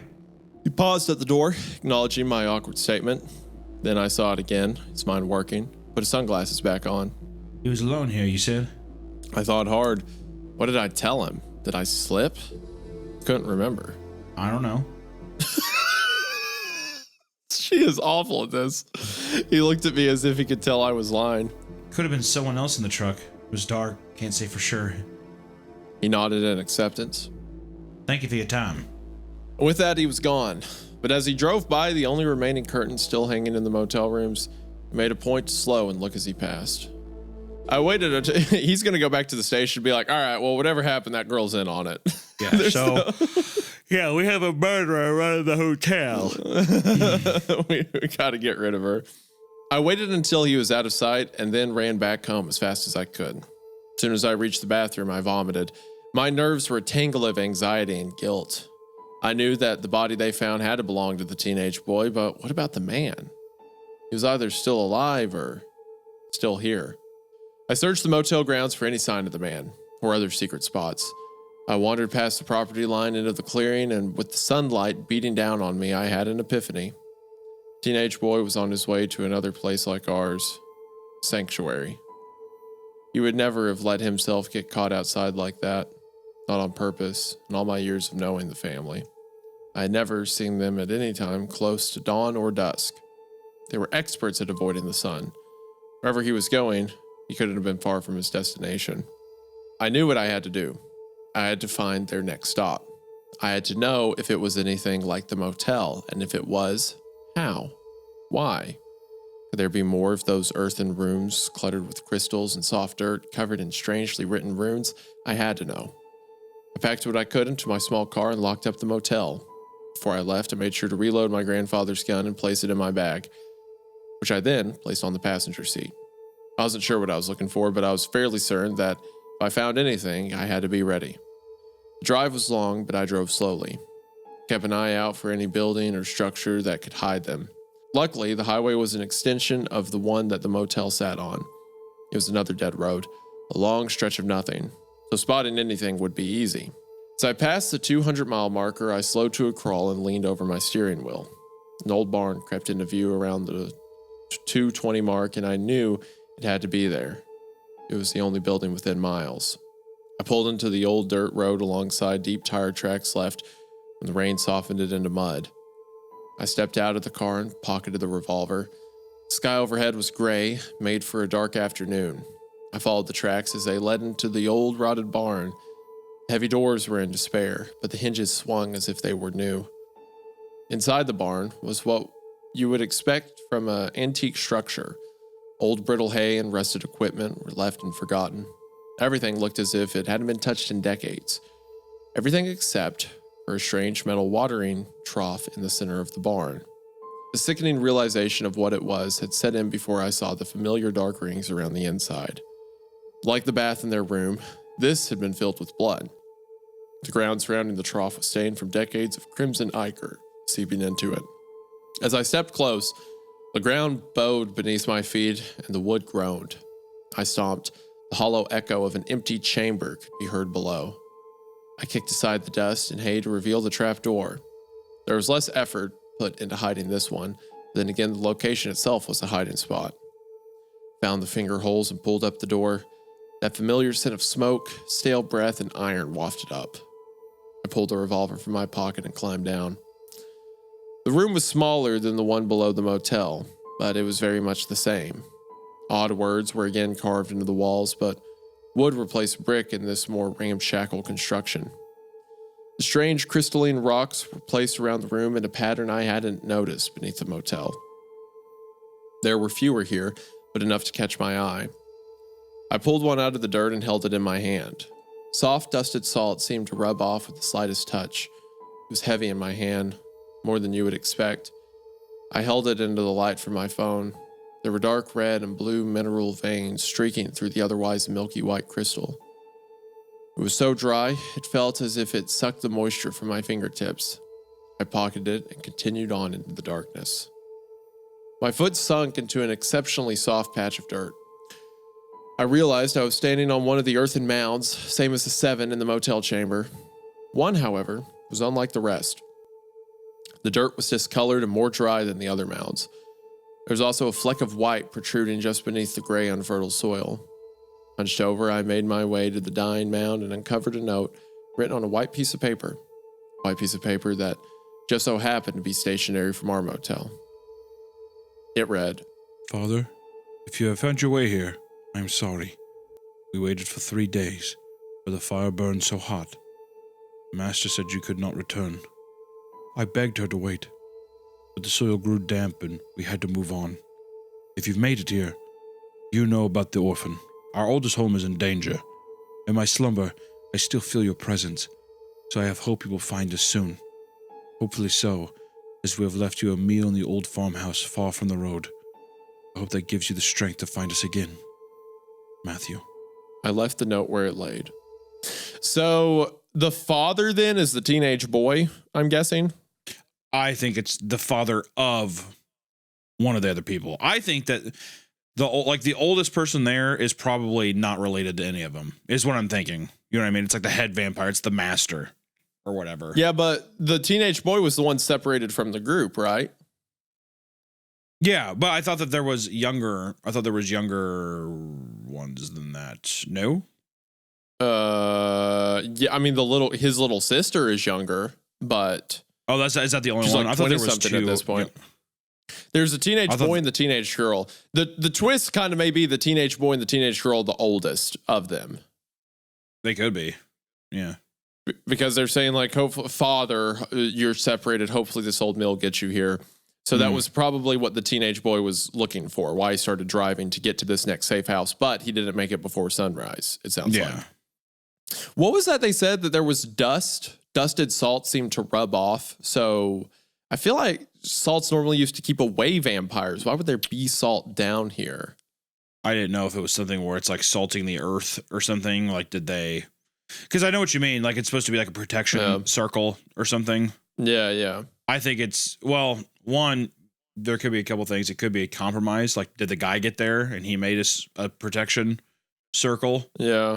Or something? Could or be. Are they doing something where they're, I don't know, drying out the fucking farm for some reason, or who knows? Yeah, the soil needs to be wet for some reason. There's also something about the minerals, how there's red and blue mineral veins through the white crystals, and that means something. And they're super dry. She said it was so dry, it felt as if it sucked the moisture from my fingertips. So maybe they're salt crystals, and that has some significance. I don't know. Another good thing Anyway. was like preservation or something. Like people will pack something with salt. I mean, I don't know. Yeah, could be. Preserving meat or something in that farm. You know what I mean? Yeah, could be that. The farmhouse in question was far from the barn, but I was worried that driving up might bring unwanted attention. I walked through waist-high grass on the untilled soil of dead farmland. This plot of land had been long forgotten. The house itself was in better condition than the farm, but not by much. It had been lived in recently, but how recent I couldn't be sure. It was far from the highway and isolated in a way only rural homes can be. I approached from the side of the home and peered through the dust-covered windows. The decor had a timeless, untethered look, and it was unclear if it had been abandoned for years or if the residents had just had peculiar taste. Regardless, I saw no signs of movement inside. Thought about entering through the window, but caught myself and did the rational thing. I knocked on the front door. I thought I heard a brief flurry of restrained movement somewhere inside the house. My hand went immediately to the revolver.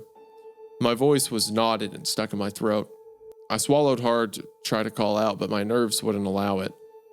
Instead, I reached out for the doorknob, and the moment my fingers made contact, the door drifted open. It felt as if I were being invited inside. Okay, so that... I won't make any weird predictions yet, but that feels strangely vampiric, which I don't know, our author couldn't be. They're aging, they have no knowledge of this, but like, I thought about going through the window. I didn't go through the window. Instead, I decided to...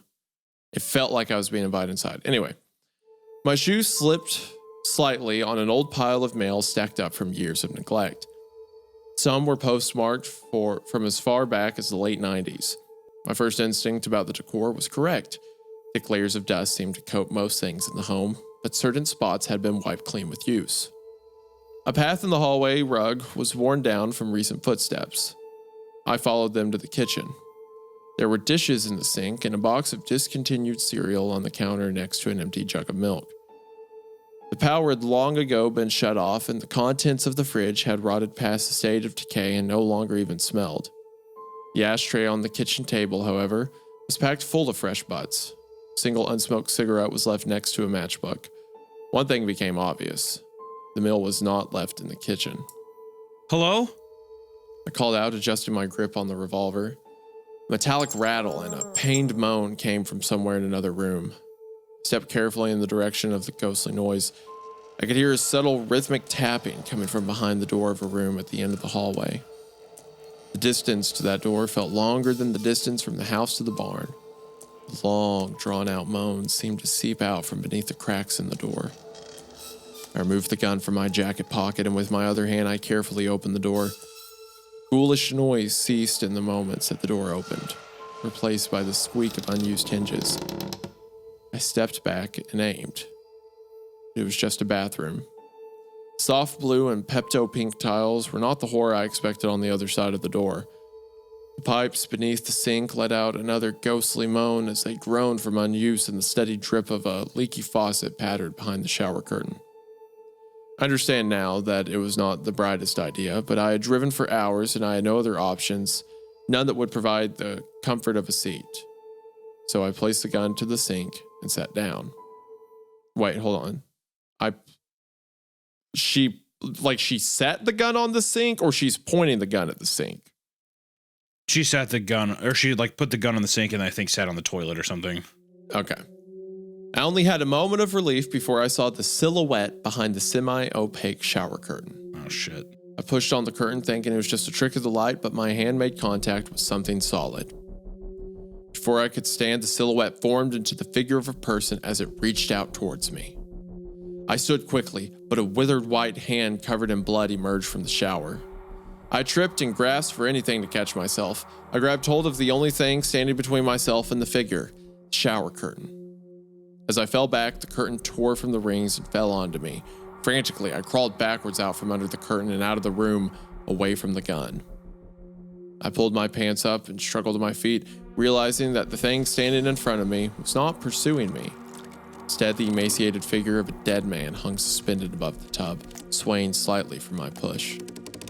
The room began to spin as the horror of what was in front of me became clear with the sound of every wet drop of blood dripping into the bath. He was the meal. I grabbed the gun, and before I knew it, I was already outside. I considered my options. I thought about burning it down, but there's a guy hanging up in there. You're going to burn it down. I thought about burning it down, but that would only bring attention. I knew nothing about fingerprints and fire and evidence. The safest option was to do nothing. Oh my gosh. You can call 911 and just drive away. You don't have to be there when the police show up. This house had remained hidden for so long. Why wouldn't it stay that way? Just to be safe, though, I took the shower curtain and wiped down any surface I remember touching. I locked the door from the inside and closed it. What? There's a guy bleeding to death in the shower upstairs. Old girl's an accomplice. She is now complicit in the death of this man. Oh, yes. After a conversation where the sheriff, where it's like, I don't know. What do you mean? I haven't seen him. What are you talking about? Oh. The walk back to the barn was long and arduous. I replayed the images in my mind over and over and thought back to the bathtub I had cleaned so many times before. If there were any doubt in my mind before, it had been erased. The family that I had known my whole life were no longer human. They truly were creatures of the night that preyed on the weak and drank their blood. Should have been obvious. Maybe it was. Maybe my parents knew all along. They had to. But me, I'd only coalesced in my mind after seeing the body. It became clear as day. Every 4 years, for a week at a time, I had been in the presence of an unearthly evil. They were inhuman, unnatural, and otherworldly. They were vampires. We were just one stop on their tour of death. They must have other places like ours, just close enough to make it in a night drive. My aunt lived only a few hours east of us. My memories of visiting her came flooding back.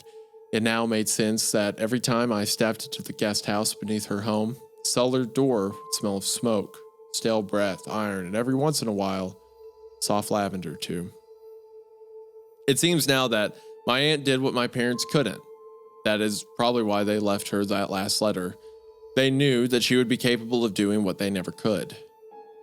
They had made the deal and tolerated slaughter under their roof, but part of me understood why. Even if they wanted to burn it all down, she was still their little girl, and she needed a safe place. As I stood in front of the burn pit out back behind the motel, I watched the plastic shower curtain. She's now just a part of the burn. You could have helped that guy. As I stood in front of the burn pit out back behind the motel, I watched the plastic shower curtain curl and melt in the flames. A flicker of light off glass caught my eye just outside the center of the fire. I used a stick to dig it out. Glasses, thick-rimmed glasses. He was never coming back. Bill Henley. The man, wait, the guy in the shower curtain was Bill? Yep. Or the guy in the shower? So not only are you killing an innocent man, it was a guy who knew about the vampires and you could have helped? He was never coming back. Bill Henley, the man who was going to purchase my motel, was not coming back. Like it or not, this motel was still mine. And as far as I knew, I still had 4 years to figure out what to do with it. So Isaiah, is every one of these posts, is it 4 years in between each post? No, because the first one ends with them showing up again, right? That's what what I thought, but I'm like, if they're showing up again, that would have been okay. So this is the first 4. It's like, oh, so it's been 4 years. This is the first time they've been there, and now this is just the days preceding after, like, they stayed there, they left, and this is just like the kind of interactions that are happening within the couple of days after they left. No, because part 4, the next part opens with right after she burnt the stuff. Yeah. So it's like, I mean, it may so I guess what I'm saying is 4 years later, but I guess what I'm saying is it has, like, since we've known the character be an adult, the people have died. The first time that she's there, it had been the 4 years, whatever. But there has been no other. It's not like the passage of time between these parts has not been over 4 years since the character has become an adult or whatever. It's just been not multiple yet. days. Okay. Yeah. They've been pretty back to back otherwise. All right. Part 4. Part 4. Over the next few days, I was little more than a ghost haunting the motel grounds. I drifted from room to room trying to cobble together a purpose. I'd quickly realized that I was bound to this property, and whether it was an ancient family curse or a legal contract, I was supposed to stay here and maintain the property. I felt obligated to protect my sister, even if she barely resembled the little girl I remembered. My mother, for all her faults, had done what she could to protect her daughter. Working over the events in my mind and recounting the visits of the family, I had come to the conclusion that my parents had made a deal to save my sister. I remember her illness. I remember her withering away before my eyes. She was going to die, it was a fact, but somehow she didn't. She continued living as an eternal child, cursed to walk an ever-evolving earth as she herself was frozen in prepubescence. They had changed her, and I was determined to figure out how. I looked for clues in my father's old lockbox, but found little more than unfamiliar photos and documents that no longer had any relevance. One thing that stood out, though, was an early memento that my grandfather had kept. It was the first brochure for the cave system. If not for the scribbled red circle on the map, it may have been worth something. I spent an entire day Okay, I'm sure they're going to come back to the cave map, but it's funny to be like, amidst everything, I found a map of a cave with the X marks the spot on it. Yeah, I decided that probably was useless, so I kept looking for other. Yeah, there was a giant X there's a giant X with a crossbone and a giant ship. It's like just basically just doing the Goonies. It's like, yep, nine 12-year-olds just ran by with their disfigured 6-foot tall friend. I'm sure that's totally normal. I'm sure that's fine. What's this? There's a note on the back that says, this circle will lead to the secrets to stopping the vampires. Yeah. That probably means nothing. He probably was just saying that. Unrelated. On the door to the front of the business, there was a post-it note that read, Goonies never die. And then, what's this on the other side of the brochure? You may encounter the Goonies, but more importantly, this is the secret to stopping the vampires. I doubt it. And saving your sister. I doubt it. I don't like that. I'm gonna do something else now.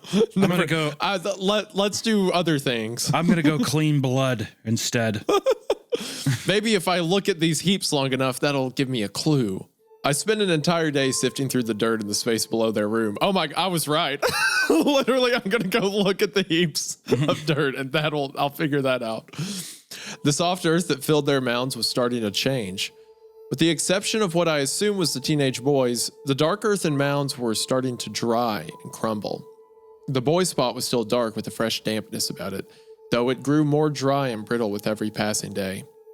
Salty crystalline rocks placed near each mound seemed to draw out whatever moisture was in the dirt, drying it into a dead, useless dust. The crystals themselves were not unique, nor rare by any means. They were the same ones that lined the ceiling and floors in the deepest chambers of the caverns. I remembered them from my childhood visits. I felt a strange longing to return there. I needed to uncover its secrets. Yeah, kind of like how your grandfather left the cave. Not that. Not the pirate ship or the treasure map. I don't like that. I don't like that secret. I'm going to find other ones. I don't want to be there. Well, we got to remember this is a woman that is now complicit in the murder of Bill. Just left him. Bill was going to die anyways. She made the good call. She saw him behind the curtain and was like, I don't like this. I don't like you. You're dying. I don't like that. I need to do something about this. So bye-bye. Give me the shower curtain to wipe my prints away. Bill. You're going to die, You're dead. Bill. You're dead. I decided you're dead, Bill. Goodbye, Bill. I don't like this. I don't like that I need to do this. I needed to uncover its secrets. While they had been closed for almost a year now, there was still a park ranger named Graham who remained on the premises. He would sometimes stop by for some of our old free lobby coffee, always overpaying. He joked that we were the only coffee shop in town, which was partially true. I hadn't seen him in a few months, but his truck would pass regularly as he would survey the outlying grounds. I could tell he was bored, and I thought that I could manipulate that into an eagerness to help me. I called ahead, but the line went straight through to an automated recording, an apology to potential visitors about the indefinite closure. With little else to do, I made some coffee and filled a thermos for him. I drove down to the closed lot and parked just outside the locked fence. I could see his truck parked inside, so I knew he was there. He saw me arriving on the security camera, so he was already greeting me with a wave as I crossed the closed parking lot. Afternoon, Graham. What brings you down here? Research? When was the last time you made it here? Years. My folks were still around. There's a lot to see. The remodel finished right before the shutdown, and I've been dying to show somebody around. So I'm glad you're here. I gave him the coffee, and his eyes went wide. He stopped coming by after I closed up shop, so I could tell he was grateful to have one last cup. We walked into the dimly lit lobby, potent with the smell of new carpet and fresh paint. Wait here while I go turn everything on, he said, clearly excited. I stood in the darkness for almost a minute before the lights came on with the quiet hum of electric life. The lobby was filled with media displays of the cavern's history. There were photos and stories of opening day with updates for each anniversary. As I waited for Graham to return, I studied the older photos behind the glass case nearest to me. Suddenly, the hairs on my neck stood straight. I swore I could feel someone watching me. It was only then that I noticed his gaze staring back from one particularly old photograph. In it, a familiar figure stood at the center of a group of visitors looking back at me. It was the old man from the family. It was as if he were somehow staring at me through the photo. His eyes locked on the lens of the camera and in turn on me. It was hard to discern his age in that old faded photo, but he looked very much the same as he did today. The only difference was that instead of his usual gray suit, he was wearing a park ranger uniform. Ah, you've met Jerry? Jerry? I mean, we don't actually know his name, but we all call him Jerry. He was one of the first rangers to work the park. Him and his colleagues were responsible for a lot of the early mapping of the cave system. This photo and a bunch of other stuff was found locked in an old utility closet. Didn't even know it existed because that particular cave was closed off. Check it out. He said, leading me over to the illustrated map covering the entire wall. He pointed to a blank spot on the map. Found it right there, actually. I brought my grandfather's old brochure, so I pulled it out to compare to the current map. The blank tunnel he was pointing to still existed on my grandfather's map. Yeah, they left out a few of the trickier spots on the new maps. They didn't want to entice explorers into places they maybe couldn't have made it out of. May not get out of? Yeah, steep inclines, drop-offs, or just plain tight squeezes. They left those spots off, and the map you see today is just the safest, what we call, vanilla trails. I showed him the red circle at the end of a pathway that they decided to omit in the modern map. Any idea why that's circled? Looks like the gulch, or at least whatever's past it. What's past it, and what is the gulch? Not much to tell. It's one of the steepest descents and is almost impassable without gear or a ladder, which is a shame, really. I hear it's the most beautiful places in the system. It's got a unique vein stalagmites. Like this? I said, pulling the crystalline rock from my pocket. You're showing me a federal offense. I hope you know that. What? You are literally showing me plundered goods. Where'd you even get it? My grandfather's collection. They were a little more willy-nilly with the rules back then. Everybody was taking tokens and souvenirs, and before the Tucker boy, they kind of let people just roam around. He said, pointing at a photo of a well-dressed folks climbing a dangerous rock formation. What happened to the Tucker boy? No clue. That was the problem. They looked for him for a few weeks.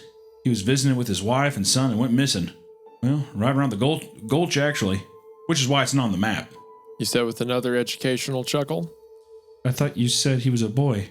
18, but he was married with a son. Times were different back then. Graham walked over to another glass case away from the main display. They've talked about taking this down for renovation. I mean, it is a little dark. He said, pointing at a display of old missing persons photos spanning the decades of the park's operations. I had no idea. That's him right there, Mr. Tucker himself.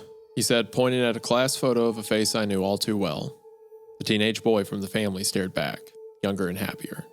Yeah, so teenage boy becomes the first vampire. He had a young kid. He goes back and finds his son years later after his son's now older than he was when he went missing, turns him into a vampire. So the man in the family's father is physically younger than himself. Yeah, that's right. I was transfixed. Yeah, I believe that's right, ma'am. Yes, I do believe that's where the vampiric abominations come from the gulch itself. But whatever your grandfather circled on that map, I don't like it. You shouldn't do that. You shouldn't go over there. Goonies never die. I was once again a little confused why the Goonies keep coming up in my grandfather's treasure map references, but I don't like it anyway, so I'm not. We should find a pirate boat. Sorry, okay, once again, I think this is a story about vampires. I don't think that really applies to what we're doing here, but I don't like it. I was transfixed, but Graham was already moving on. Listen, I got nothing on the docket today, so if you want, I can take you close to the gulch.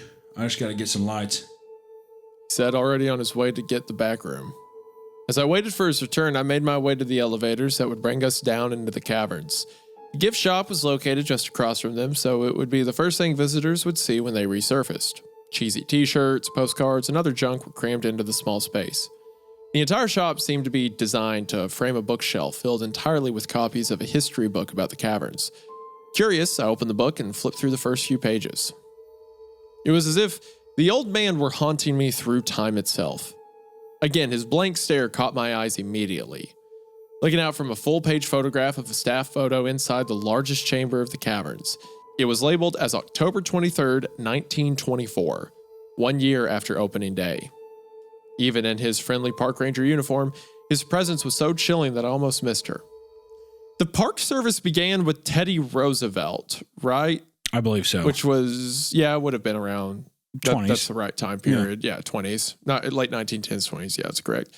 And also the 20s were when like everyone got cave fever. People would find caves on their property and charge money to go into it. And like people would just die. Well, they paid, just get stuck in there somewhere. And it'd be like, well, we probably shouldn't do that again. Holding the hand of the old man was the teenage girl. She looked very much the same, but thinner, more gaunt. My attention was suddenly stolen by the cluttered clank of Graham approaching with his gear. Did he have a daughter? I asked, pointing at the photo of the old man.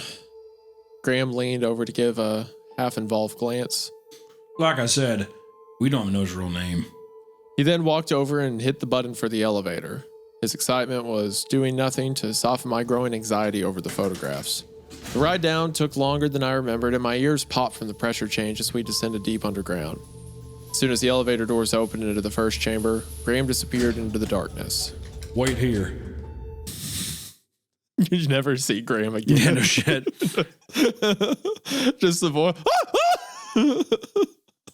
Well, I guess I don't like that, so I'm going to leave now. No, it would be in her character for Graham to come back bloodied, like, please help. And You she's should like, shut the door. No. I'm going to go up now. I don't like this. I followed, but stopped right outside the elevator. The dim emergency lights casting haunting shadows across the cavern walls. There was just enough light for Graham to navigate without his flashlight. I could hear nothing but his footsteps in the muffled silence of the stale cavern air. When he reached his destination, his footsteps ceased and the silence settled in. To my right, I heard a distant flutter and what I thought was a faint screech.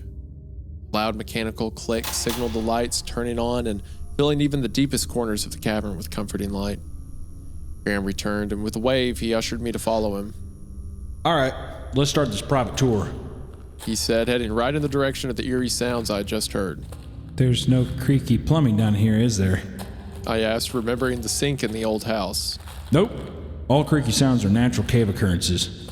He joked, I hope. I followed him anyway. This isn't creaky plumbing, right? Because I heard that in a house before I left a guy to die. And it turns out it wasn't even the creak. It was just him moaning. But I have to go back and clean blood. Yeah, if you die, can you not let me hear it? Thank you. If you die, don't worry. I'll clean up your blood. All right. I wouldn't like that. I'll clean up. I won't be here when it happens or try to help, but I'll clean up the blood.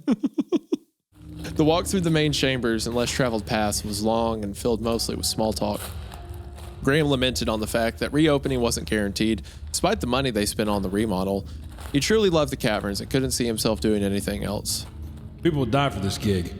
It's the creme de la creme of Park Service Post. I realize how lucky I am that I do have it.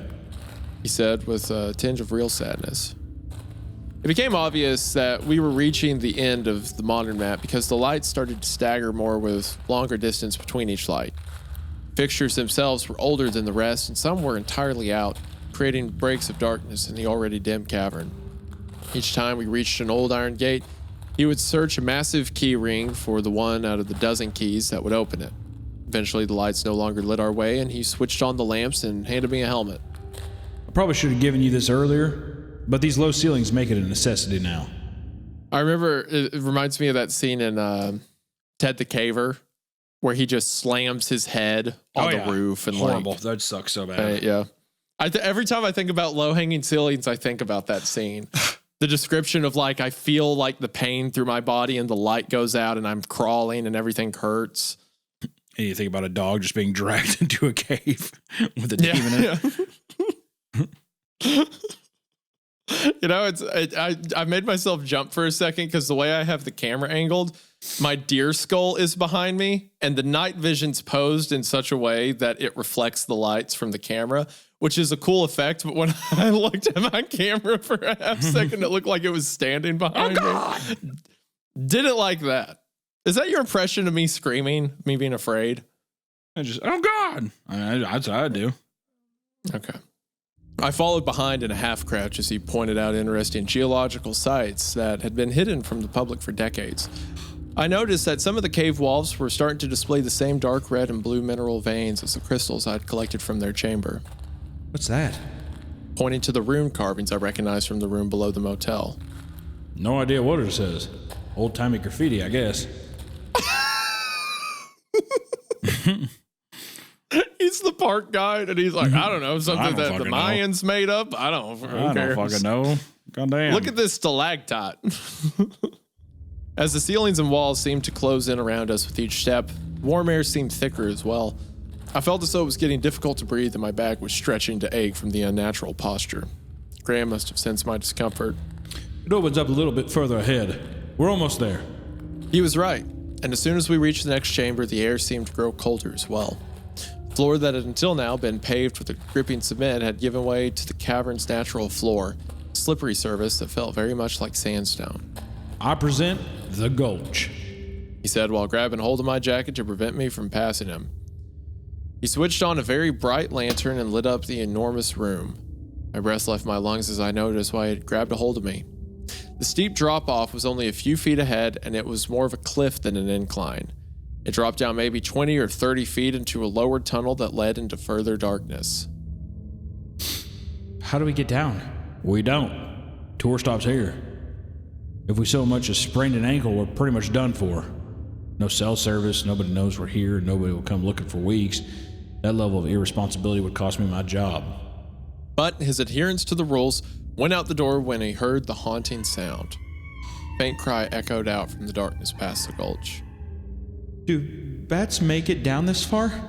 I watched his mind wrestle with the possibilities as he shook his head slowly. Then what was that? He turned to me, his eyes wide and afraid. He shook his head again. As my own voice echoed down the cavernous path ahead, the sound ceased as if hearing me. In those brief moments of silence, when we still shared a doubt that we had heard anything at all, I could feel him pull my jacket to lead me back out. But then we heard it. You've returned, Asked a voice from the distant darkness. It sounded like an echo without a voice to reflect. I could feel Graham's body tense and stiffen with the acceptance that what we heard was very real, not from our own imaginations. What have you brought me? I don't think that's the truth. What have you brought me? Is Nosferatu down here? I mean, that's kind of the vibe, right? The old man? Okay. I don't think it's the old man. I thought have you brought me? if it's the old man, you know what? Have fun with it. Why not? What have you brought me in my chamber of slumber? No. Now you're ad-libbing. That's not the work of the next. Yes. Yes. That's not in the story. It's written on the page. It called out, vulnerable and afraid. Nobody should be down there. How did you get down there? Graham asked as if he wanted an answer for himself and not the ghostly voice below. There was a moment where neither spoke. It was as if both of them were working on what to say next. Who's up there? Please help. It's wow, what a change. Well, look, read What a it. change in tone. It said, the voice now small and almost childlike, more vulnerable than before, but it's the same voice. Whatever. I'm a park ranger. I can help you. He said, and I realized that it was now me holding on to his jacket, trying to hold him back. Stay where you are. He called out to the childlike voice in the darkness. He turned to me with a look of defeat or unwanted heroism. We have to help. Do we? If there's one thing I know no about her, surprise. she does not want to. she does not want to just help. let him die. It's not a big deal. We'll clean up the blood later. Someone's down there. I don't like that. I don't like that they're down there. Let's go somewhere else. Now she should be like, to save Graham, she should be like, hey, so I should have told you this earlier. There's vampires. They're very real, and I think they're in this cave. I asked as he moved past me to an old metal utility trunk just to the right of the room. As he struggled to find the key that opened the trunk, I peered into the darkness looking for any sign of movement. For a moment, I thought I saw a small pale form move just beyond the edge of the shadows, but my attention was soon taken by the metal groan of the trunk opening. Graham pulled out a rope ladder that attached to the side of the already secured trunk and dropped it below. The ladder unraveled along the steep incline all the way to the floor. I've been trapped. Please come here and help me. The childlike voice said, slowly losing all emotion. The urgency replaced with a calm sense of command. I followed after Graham as he descended. Why? I followed after Graham as he descended down the ladder. As my hands grazed the coarse, granular texture of the cavern wall, It felt as if the moisture was drawn from my skin. With each labored step down, the cold air stung my lungs. By the time I reached the bottom, Graham was already halfway across the gulch with the lantern held high. Somehow, the light seemed to still stop at the edge of the shadowy darkness ahead. How did you get down here? He asked, walking slowly towards the darkness ahead. Always been down here. Said the voice, its childlike essence giving way to a frightening growl. At the edge of the darkness, Graham stopped to adjust the lamp, doing everything he could to cast more light towards the unseen voice. With his attention on the lamp, Graham didn't even see it coming. He had no time to react. A pale white figure emerged from the darkness and skittered across the cavern floor. Grabbed Graham by the ankles and pulled him to the ground. The lantern shattered on impact. I stood there frozen at the bottom of the ladder, my own light only casting a few feet in front of me. Graham? He responded in a gurgled, gasping moan. You want to try a gurgled, gasping moan? What would that sound like from you? That was good. I like that. So I climbed. It's One-Eyed Willie! and then even further down the cavern, you just hear, Goonies never die! And then you hear a fucking sloth, you're like,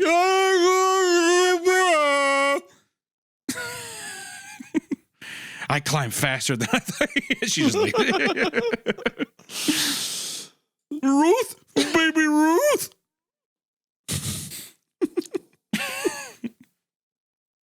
Holy fuck. There is a mutated man with a Superman jacket down here. Like, totally get me the fuck out of this cave. Goonies never die!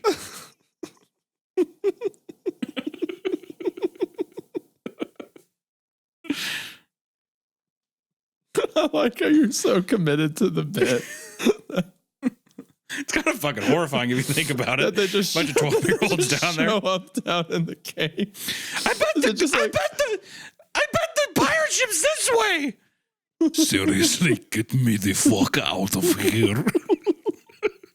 Why would Dracula be scared by them? Because it's the fucking Goonies, and they have Sloth, a 7-foot-tall disabled man who's just like, Sloth likes to eat rocks, and he's just like eating the walls around him. They're totally closing in on me. Please help me.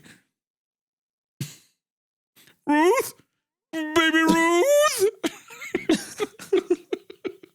Yeah, then imagine Nosferatu sitting there and like he like turns around and he's like, I'm totally hiding right now. I cannot let the Goonies find me. he turns around and there's Chunk and he's like has his shirt up and he just starts doing the truffle shuffle. Oh my God! Help me! His belly's all moving and stuff. What is this magic? It's the truffle shuffle. Goonies never die!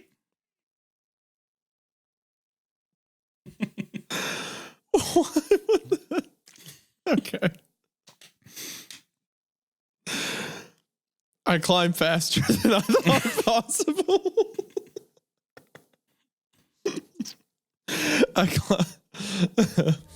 I climbed faster than I thought possible, skipping rungs with each aching pull as my muscles worked on instinct and adrenaline.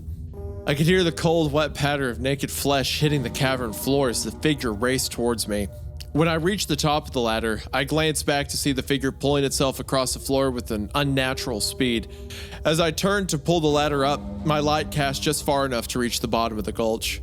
A withered, claw-like hand covered in bright red blood reached out and grabbed the bottom rung. It pulled with an inhuman strength. I braced myself and pulled back.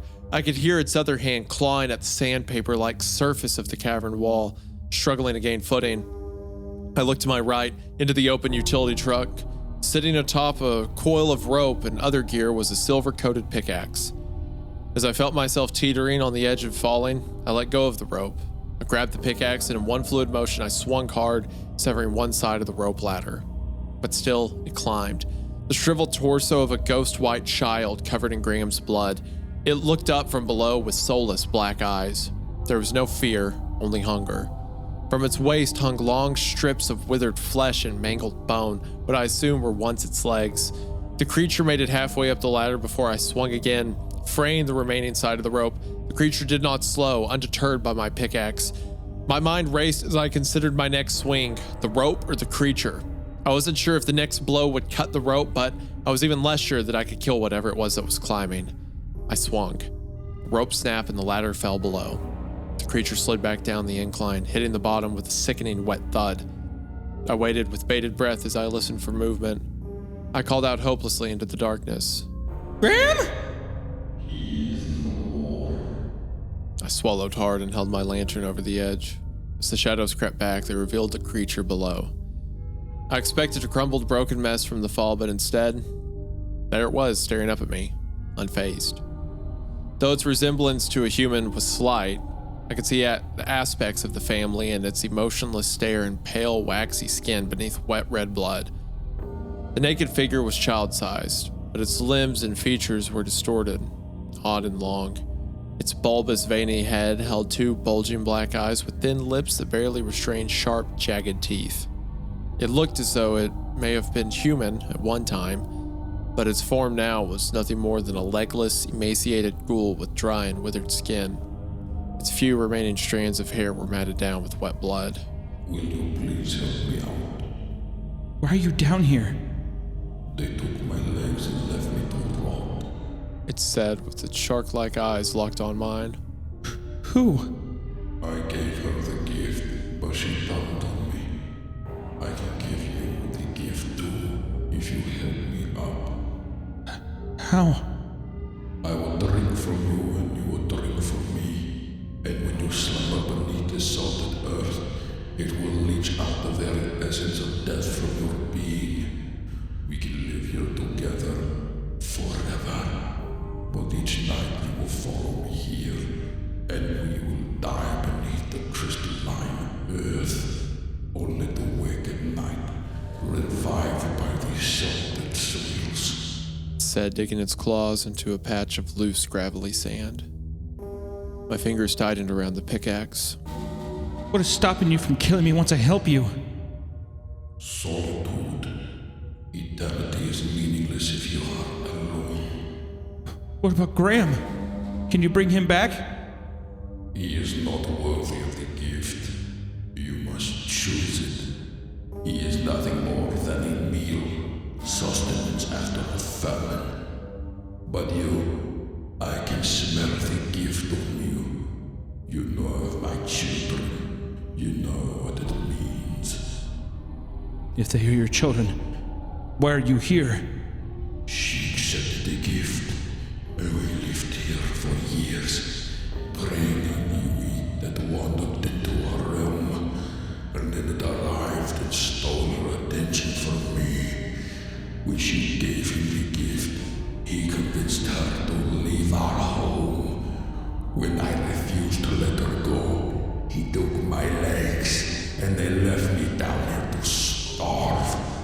But as I said, death does not come easy down here. Not for us. If I help you, can you make me like you? Yes. I looked down at the silver axe in my hands. I thought back to the silver-tipped bullets in my grandfather's box. He must have known. The pickaxe was here for a reason, coated in shimmering silver. I knew what I had to do. Tied off the coiled rope in the box and dropped it down. The creature quickly grabbed hold and pulled itself up, one clawed hand over the other. Climbed as its mangled lower half dangled below. Stepped back and readied myself. As the creature crested the incline and pulled itself onto my level, I raised the pickaxe high over my head. Quickly, I brought it down on the creature's skull with a sickening crunch. I let go and the blood-covered ghoul fell forward onto the ground in front of me. Slowly, turned its head and the black, expressionless eyes locked on mine. Silly. Silver slows but cannot kill us. It smiled, baring its rows of sharp teeth. As it wrapped its sickeningly long fingers around the handle of the axe, I reached into my pocket. I pulled at the handle, trying to free the pickaxe from its head, too confused on what was in my hand. I lurched forward with the only weapon I had left, sharp crystalline rock. But the creature was fast and swiped at my feet with an incredible quickness, just as it did with Graham. I fell backwards hard and hit my head on the rocks, but the helmet saved me from an almost certain concussion or worse. I was still woozy when the creature climbed on top of me, the pickaxe still embedded in its skull.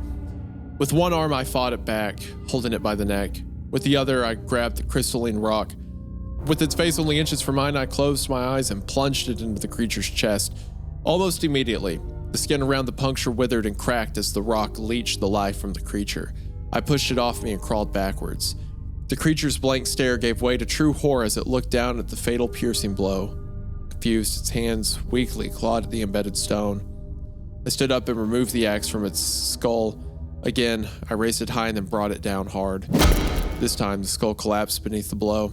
Its flesh crumbled in decay until nothing but dust and blood set before me, soaking into a sludgy mess. So stabbing it with the crystal is like the kill shot. Yeah. It seems. Also, all the stuff that the vampire was saying. So the family abandoned them. He seems to be the original. Yeah. That Which led is to also them. And then, what I was going to say is, which is why the girl's also like, they're going to put me in the cave, which if that's the case, I think the fucking creature would kill him, would kill the little girl. Yeah, probably. They're going to put me back in the cave where the whole family came from, where this started from. Also, I didn't think about it till just now, but the whole vampire thing reminded me. So when the teenage boy, who's actually the father, showed up at the house after she said that she was going to sell the hotel, I guess the only reason he didn't kill her instead of Bill or whatever was because of she ate the garlic, right? That had to be why that detail came up. I'm guessing so. Because otherwise it would just killed and ate her that night. I because think she so, was yeah. useless to them now. Yeah. Confident that I had ended this ancient evil, I pushed curdled blood and mudded flesh into the gulch below. I then used the rope to climb back down into the gulch, unwilling to take the creature's word that Graham was gone. Wow, this is big character development for her. No shit. Just checking to see if the guy's alive. As I stepped into the darkness, the ground squished beneath me. I directed the light to my feet and the massive amounts of blood that surrounded them. I found Graham only a few feet into the darkness. His body was cold, but I could have sworn I still felt a pulse. Blood oozed from large gashes in his throat, stomach, and arms. Still, I had to try. He was heavy, but I managed to drag him all the way back to the rope. It was only then that I had the realization that there was no way I could get him out. Not on my own. By the time I could find help, he would surely be dead. And if he were dead, I would have to explain why she's about to leave him again. Oh, yeah. I swear I can feel a pulse. Well, that'll take effort, so I don't like that I need to do something, so bye. Have fun, Graham. The creature that inflicted his wounds was nothing more than blood-soaked dust, which made for a poor explanation. They'd ask how I found him, what happened, and how he could have lost so much blood without a jagged rock in sight. I stood there watching his blood slowly ooze out into the grainy sand beneath, mixing with the discolored sludge of the creature that had killed him. She thinks about covering her tracks a lot, doesn't she? Oh, yeah. When people are dying. It's a little suspicious. She's Goonie material. I made peace with my only viable option. I'm sure you did. I would leave him here and hope that by the time they found him, it would look like he fell down climbing. Covering the track seems so unnecessary for this story. It's like, you really don't. You could just try to help him. I didn't want my friend to stay here forever, but just long enough to not incriminate me with defensive wounds. I knew that he would understand. Aren't you on the security cameras showing up? No.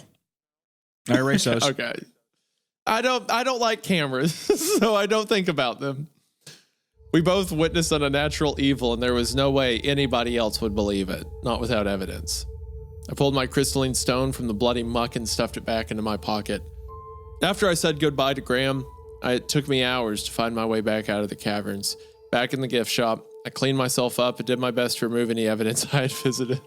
I even returned the helmet to the rack after wiping away any trace of blood. I was tired and weak by the time I stumbled outside into the night. Drove home in a daze and barely remembered crawling into bed. The days that followed were heavy with guilt and sorrow. Graham lost his life because of my foolish actions, and even though it meant the evil down there was finally gone, I couldn't help but wish it was me instead of Graham that was still down there, rotting, waiting to be found. On the third day after the events in the cavern, I was awoken mid-afternoon by a knocking at the office door. I expected to open it to a weary traveler, but instead, I found myself face to face with the sheriff. He lowered his sunglasses and cut right to the point. Mind if I come inside? I got questions. I have a feeling you might know something. Sure. I led him inside the office, and he made his way over to the check-in desk, pulled out a tablet from under his jacket, and set it down. You're familiar with Ranger Graham Nillis? I glanced at the coffee counter in the lobby and nodded. You were there with him on Thursday, correct? Yes, as if I'd already admitted to it. With him? She is so bad at this. She thinks about covering her tracks all the time, but she does. You said there were cameras that you walked in on. Okay. The sheriff turned on the tablet, and as he navigated it, he said, "We have CCTV footage of showing you at the Caverns Visitor Center." What? A cavern? Is that like a cave? It's Is probably that a thing? mix-up. Well, officer, I don't like that. So No. Can you get rid of it? No, I don't think I like cameras. So maybe you want someone else, not me. Maybe. Before I could even answer, the video was already playing. I watched myself walking across the parking lot and waving to a smiling, still living Graham. Yeah. I brought him coffee. He used to come in often, but it had been a while, so I stopped by. Is he okay? That's the second time someone's disappeared or died, and she's like, "Did he die? Did something happen? Is this all She's right?" kind of a horrible person, to be completely fair. Yeah. The sheriff cocked his head to the side, questioning me. Just coffee? My brain seemed to shut down, overloaded with the possibilities of what he knew, why he was there, and why he hadn't arrested me yet. Well, he showed me around the renovations. He nodded, accepting my answer. Gotcha. He said, already navigating to another video. Is there a problem? Did he get in trouble? Well, there's a problem. Not Found its rotting body. not that you did anything wrong. He said in an almost apologetic manner. He could sense my discomfort and cleared his throat. Before he hit play on the video, he explained. Did he mention anything strange when you met? Did he seem afraid of anybody or anything? No. So after you left, he missed his rounds. We believe he slept in the center that evening, which isn't illegal. He has late nights and early days, I get it, but when he did emerge later that night, well... Oh, I see. So boy's he's changed. a vampire. Yep. I watched the grainy video fast forward until the door to the center opened. The sheriff then slowed the video, and I watched as Graham staggered out of the visitor center, still alive. It'd be really funny if he wasn't a vampire and he just lived. Hey, She I left him hope down there. I bit my tongue to hide my surprise. Goo. Notice that he's possibly impaired. His whole neck's ripped open. He's covered in blood. And the sheriff's like, he might have a boo-boo. He might have a slight laceration. He said, pointing to Graham as he stumbled across the parking lot. We think he may have hit his head while... I don't know. Is he okay? Without answering my question, he asked another. Do you recognize this car? I watched as a familiar old station wagon pulled into the parking lot. I was too shocked to answer. The family had returned, almost 4 years too early. I watched as they pounced on Graham, but they did not hurt him. Instead, they dragged him to the bed of his own truck and tied him down at the ankles and wrists. His arms and legs were splayed out to each corner of the bed. The two men holding each arm, while the middle-aged woman and older woman held his legs. The teenage girl just stood there, watching him. And even though the footage was grainy, I swear I could see somebody else watching from the car window. My sister. Hold on. You don't need to see this. He stumbled, trying to end the video, but instead fast forwarding it. I watched as the family got back in their car and left, leaving Graham exposed in his truck. I watched as the sun crept across the parking lot as it rose above the trees. I watched his body ignite the moment the sunrise reached his foot. I watched it burn him slowly from his feet all the way to his head until there was nothing more than a charred corpse. I watched my friend die a second time. It seems that anyone they kill becomes a vampire, but they don't want everyone to be in the family, so they kill them again. I guarantee you that's where all the ash inside of the hotel room comes from then. Yeah, definitely. Yeah. I'm so sorry. You shouldn't have seen that. He stuttered, finally just powering down the tablet. There was a moment of silence as he let me process the horrific murder I just witnessed. We believe they doused him in an unknown accelerant. We're not sure how, but they burned him alive. Just like the young man we found in Henley's truck. We just want to know why. Do you recognize them? I shook my head in disbelief. We don't know who they are, but we feel they may be responsible for both deaths. Felt my head spin and asked to sit down, realizing that I just witnessed my friend's death. You already realize that. The sheriff eased up on the questions and tried to soften the situation. He offered me his card and told me to call him if I remembered anything. He left me there on the couch in the lobby, reeling from the realization that I no longer had 4 years to figure it out. They were already here, and that means they would be checking in sooner than later. Couldn't help but feel that somehow they knew what I had done. I needed to come up with a plan to keep myself safe and somehow free my sister from their grasp. But instead, all I could do was replay the last words the sheriff said before I completely shut down. He had pointed again to the frozen frame of the old man, the old woman, the middle-aged couple, and the teenage girl and asked, Have you ever rented a room to this family? I lied and told him. No. End of part 4.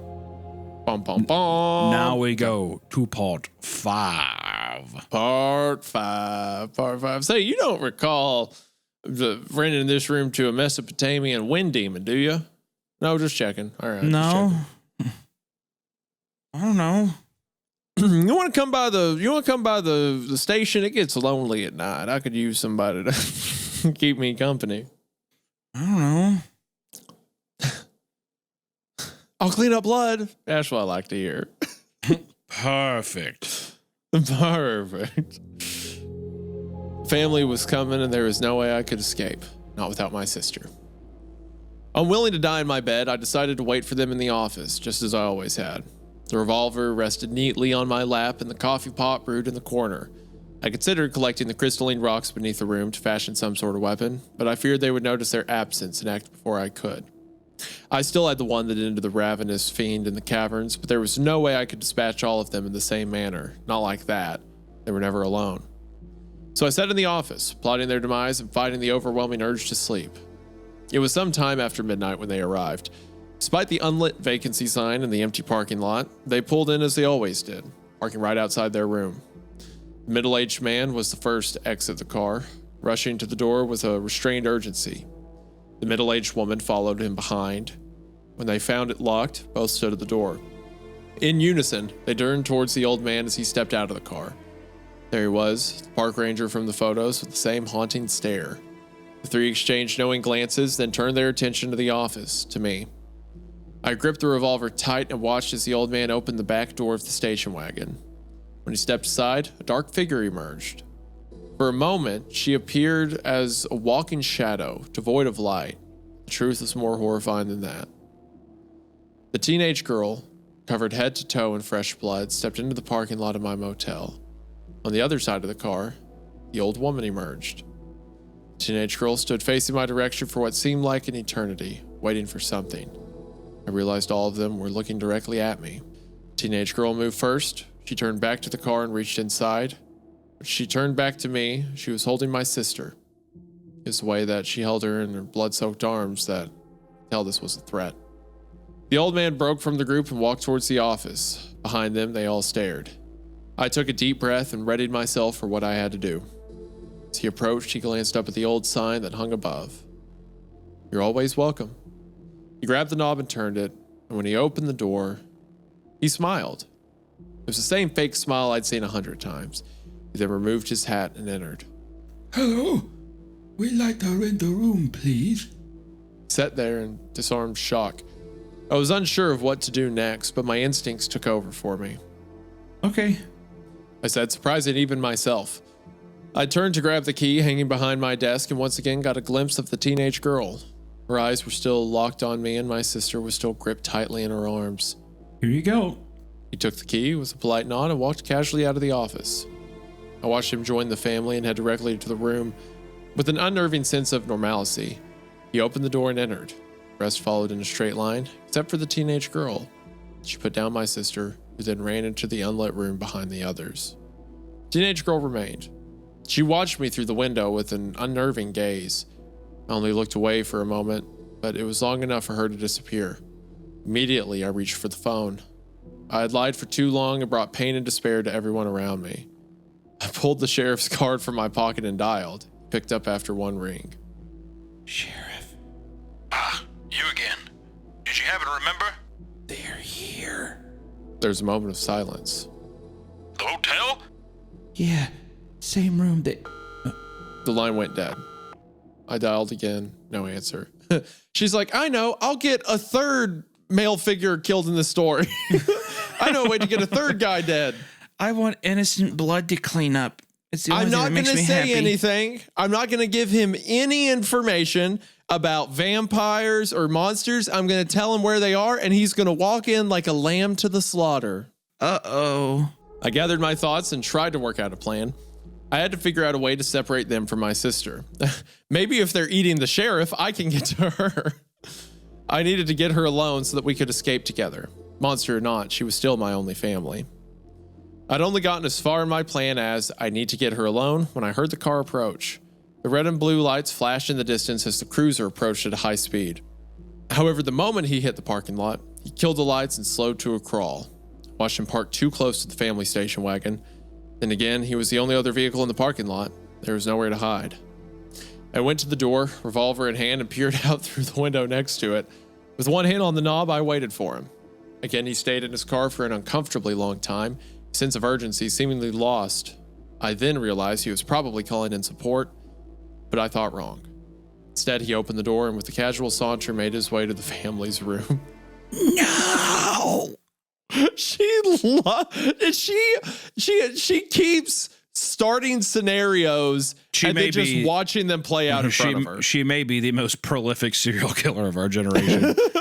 She's one of the most prolific killers we've ever seen in a story. I opened the door to warn him. Yeah, great timing. But before I could get out a word, he knocked, he waited, then opened the door himself and went inside. Terrified, I wanted nothing more than to go back inside the office, but it was foolish to think anywhere was safe. I stepped outside with my gun in my hand and crept towards the room. I lingered back by the cars, listening for any sign of a struggle. Minutes later, that sign came in the form of 6 gunshots. Bang, bang, bang, bang, bang, bang. They were followed by silence. I ran, but not in the direction I expected. I ran towards the room. 6 shots for 6 members of the family. Foolishly, I'd hope he missed the last one. I pushed open the door and stumbled inside. What I found was not the heroic scene of a small town lawman standing over slain demons, but instead he was lying at the corner of the room, bleeding profusely from the gut. As I you send him into the lion's den. I'm telling you, most prolific serial killer of our generation. There is a family of vampires that you have seen. They came across another vampire and in a gang ritual fashion tied him to the back of his own truck to immolate. And now you sent this poor sheriff who can't figure out how to pause an iPad. You sent that guy straight into the mouth of the beast. And then you hear gunshots and you're like, maybe he did it. Maybe he's okay. Maybe it was the one told me explicitly silver only slows us, but maybe lead kills them. Sure, sweetie. Whatever you want. It's your world. We're just living in it.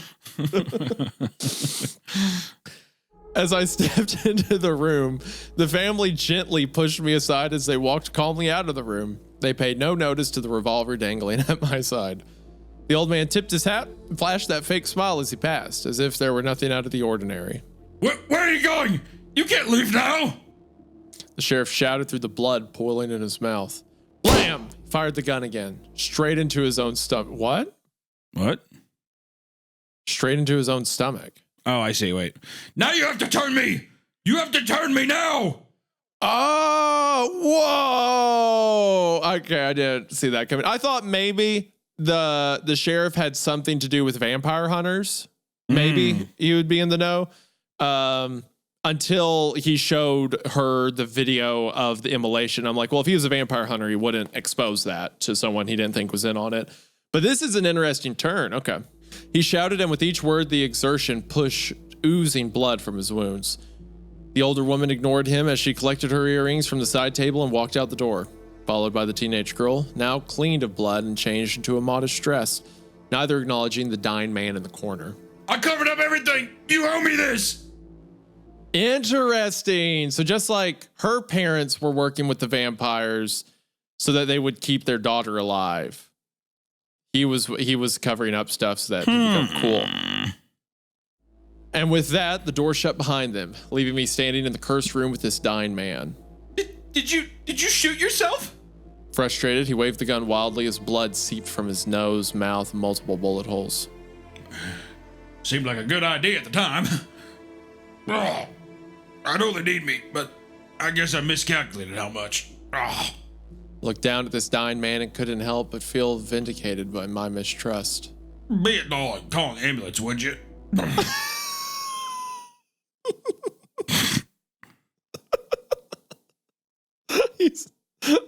That's just a funny line. I pulled out my phone. A look of momentary relief flashed across his face. I started to dial, but then stopped. Wait a minute. Is this an opportunity to let another guy die in front of me? That's 3 for 3 of like indirectly leading to the death of someone by just watching it. That is insane.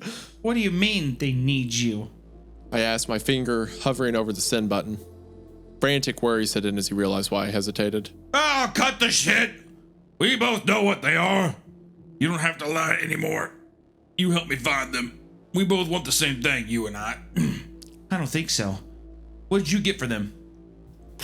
Really? Did you ever wonder what happened to the bodies once they were done with them?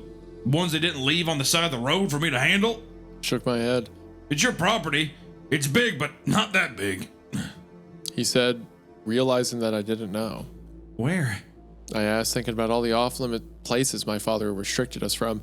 Dangerous sinkholes, the old septic tank, the open caves. Wait, there's open caves on her property? I guess. My parents would never. Your parents maybe, but the old couple that ran this place did every damn thing they were asked. And look what it got them. Oh, your parents maybe, but the couple that ran this place. Interesting. I shook my head, tears welling in my eyes. It got them their little girl back. Interesting. Okay, so this is a fun turn. This is fun. Like, I was enjoying the story, but this, like, there's a conspiracy, and the family was a part of it, and her parents were and stuff, or her fake parents. That's cool. I stood over the dying man, my whole world coming down around me. I knew the answers, but I was still not ready for the truth. I looked out in the direction of where the bodies were hidden, as if looking through the wall itself, searching for them. The septic. But you don't want to see that. I realized how close to death he was and hit send on the phone. Don't bother. Even if you drove. I'd only make it to Gillis Road. 911, what's your emergency? I tried to answer, but the words wouldn't come, stuck in my mouth with uncertainty. The sheriff shook his head. Sorry, missed dial. My apologies. Have a nice night. Do what you will with my body, but without me, they're gonna come looking. And when they do, those monsters will be long gone and you'll be left to clean up and take the blame. You should probably have a plan for that. But I didn't do anything. It was all them. It's your property, sort of. Said, pausing as the thought slowly came to him. They don't care if you fear them. They're smarter than that. They only care that you fear death. I watched as his life slowly drained from his body. I wanted to hold his hand to comfort him, but my own repulsion of what he had done overrode my empathy. As he faded away, he looked me in the eyes, muttering one last thing. I remember your parents. What a shame. You should never have been left here with them. His voice trailed off as his eyes glazed over and his heart finally stopped. I rolled him into an old sheet and dragged his body to the cruiser outside. With great effort, I was able to heave his corpse into the back seat, drove it around to the back of the motel, and then returned to clean up the trail of streaks. She loves cleaning up blood. Oh, favorite pastime. Favorite pastime. She's like, Returned to clean baseball? up the trail of Nope. streak blood. Blood cleanup. You guys want to play a game of blood cleanup? No. I What does that have even some mean? vampire friends. They can kill people, then we'll clean the blood. I'm going to hit you in the head with a hammer and I'm going to clean it all up. Yeah, I'm gonna clean you up. I'm gonna clean it all up. It's called cleanup. Then return to clean the trail of streaked blood that led from the room to the parking lot. I used buckets of warm water from the shower and scrubbed it clean with an old push broom. It was a poor job, but I didn't have time for perfection. I drove the cruiser along the strange path I had avoided my entire life. My father had told me as a child that this place was unsafe, and as an adult, he further emphasized the danger of it. This is where he took old rusted propane tanks that had sat for so long the sulfur smell had faded into a deadly absence. This is where he disposed of waste that was unfit for the burn pit. This is where he said that if I ever wandered into, it would cause everlasting harm. At least he was telling the truth about that. When I reached the unrecognizable location that I had avoided for years, I stopped the car. I retrieved the large flashlight from the trunk and continued on, looking for any sign of, well, death. I saw the rusted white paint of old propane tanks buried halfway beneath a layer of dirt, fallen leaf, and walked in that direction. The smell hit first, the putrid stench of decay that was so thick you could taste it. The ground beneath me seemed to soften as I neared the trench where an old septic tank once was. It was never used and removed sometime after I was born. It was the remnants of the dream home my father always promised to build for my mother. Instead, they settled into their macabre routine and lived out their lives in the small cottage attached to the motel. I always thought that my sister's death was the reason the dream was abandoned, but it turns out they just found other uses for the plot. As my view crested over the ditch, my mind struggled to comprehend the amount of death that was discarded just a few feet in front of me. Bodies in various states of decay, most of them were years or decades old, stacked without regard to their humanity. Rotted bodies sat atop some bleached bones resting on a thick layer of decayed flesh, and on top of it all was poor Bill Henley. His body was almost unrecognizable, no longer the strong, imposing man that stood outside his truck. Now, he was nothing more than a withered white corpse, drained of everything that gave him life. Small incisions covered his legs, arms, belly, and neck. He was drained of blood and wiped clean.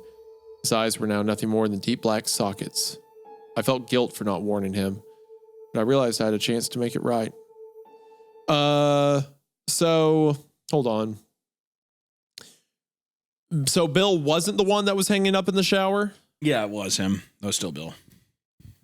That was still, so he went to the house, got the body, brought it back here to dump it. The sheriff did, yeah. Okay, all right. I was about to say that would make 4 people that she let die. I pulled the sheriff from the back seat and dragged his body to the pit and rolled him down. He landed just next to Bill. I collected the bloody sheet and carried them over to the nearby burn pit, the one my father rarely used. I lit a match and tossed it onto the sheets. As I watched the flames consume and burn the bloody sheets, I laughed at the futility of burning evidence when I had a pit of dead bodies only a few feet away. What was I trying to hide? In the wake of that epiphany, I formulated a plan. Stomped out the burning sheets and smothered the fire. I would need those later. I returned to the cruiser and siphoned most of the gas from the tank, spilling it into a bucket I found nearby. I soaked the sheets in any dry wood I could find, which wasn't much. I then maneuvered the cruiser to the edge of the grave so the headlights would illuminate the rotting mound of death. As I walked across the corpses, searching for fat-soaked clothing or anything that would burn, I could hear the old bones snap and crunch beneath my weight. I listened to the nauseating squish of rotted organs rupturing below. At the time I climbed out, the smell of death and gasoline were indistinguishable. Didn't matter, though. I knew exactly how I was going to dispatch these horrible, soulless creatures. I knew exactly how I was going to kill these vampires that had haunted me my entire life. These beings that cursed my family's very existence. I was going to bring justice to these people. I was going to murder every last one of the family. Except, of course, my sister. Into part 5. This is the final meme. Final meme, final part. Let's go. Part 6. Part 6. Part 6. Red blood seeped into the clean white towels sitting where the sheriff took his final breath. It smelled of rusted iron and musty linen. It was an odd feeling to stand in that empty motel room where decades of untold carnage had taken place so close to where I spent my life. Somehow, though, still felt like home. In all my years of emptying the ashtray and replacing their unused sheets, I never lingered for longer than I had to. In the back of my mind, I believed I'd always sensed the evil beneath the floorboards, but now, I had all the time in the world to linger. I was waiting for their return. It was only an hour or so before sunrise when I heard the familiar rattling shake of their old station wagon pulling into the parking lot. I gathered up the towels, stuffed them into my cleaning cart, and did my best to remain small and invisible when the door opened. The old man was the first to enter. He greeted me with that eerie fake smile. The others followed in after. Pushed my things aside and waited for my chance to exit. A teenage girl entered last, holding the hand of my sister. They continued about their business as if I weren't even there. Most of them headed straight to the bathroom where I heard the trapdoor open to their lair below. The old man stayed behind and lit up a cigarette and then offered one to the old woman. She turned back from the bathroom and joined him at the table. My sister, on the other hand, immediately turned on the old television. She stood in the center of the room and watched as an old black and white Western movie began with a shot of the sunrise. With the older couple paying no attention to me, I leaned in and whispered to my sister.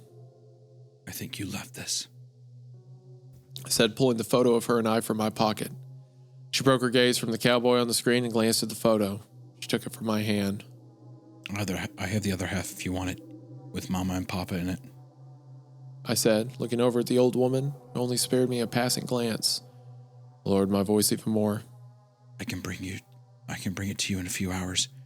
You'll have to wake up early. She glanced at the curtains covering the window and the world outside.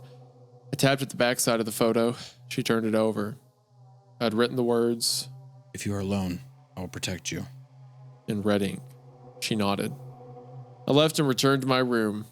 I did my best to sleep for the next few hours, but I was constantly awoken by horribly vivid nightmares that reflected my current maddening reality. When the alarm went off, I'd already been awake for an hour. I crawled out of bed and forced myself to eat something. Such a heavy sense of impending doom, I found it difficult to focus on the menial tasks like brushing my teeth. Why would you even do that? When you're Yeah, I don't know. Even like the Too eating, ancient. I don't know. Like it feels weird to even Yeah. include that kind of shit. It feels weird that you took a nap. That How would didn't you be just able to stay awake sleep? and wait for Yeah. it? Yeah. Too anxious to think about anything else, I checked the family room, cracking the door slightly and peeking in. It was empty except for some lingering smoke that danced with the dust and the sunbeams. My sister was still asleep beneath the floorboards. I used this time to walk back out to the septic tank where I lit the gasoline sheets and fat-soaked clothing in the burn pit. The flames reached high and I prayed this would burn for at least a few hours, long enough to be noticed when the time came. At the edge of the pit, I looked down at the legacy of horror that my family would forever be aligned with. If it were ever discovered, this quaint motel in the mountains would not survive, and my grandfather's legacy would no longer end with its demolition, but live on as a macabre folklore. As the corpse fat-fueled flames danced in the burn pit nearby, it became clear that I was on the precipice of insanity. My plan was little more than a half-baked assumption that I could somehow defeat beings that had lived over 3 of my lifetimes, but it felt as if I had no other choice. So I collected every single tank of propane that would fit into the cruiser, stacked them floor to ceiling in the back seat with a few more on the passenger side, seat, and floor. There was just enough gas left in the tank to make it back to the parking lot. Even sputtering on fumes, I was able to coast it to a spot near the family station wagon. The sun was low in the sky and daylight was waning. I checked the room again, knocking lightly as I entered. I slipped inside without opening the door wide and found my sister sitting on the bed, shrouded in the darkness of the heavy blackout curtains. I produced the photograph of my parents from my back pocket and handed it to her. Do you still want to leave? Yes, but I will make sure you are safe. They won't trap you in those caves, I promise. They think you changed your mind. Master said you were too afraid to leave this place. She said you were weak and insignificant. She said that you were nothing to fear. She's wrong. I said, pulling the comforter from the bed.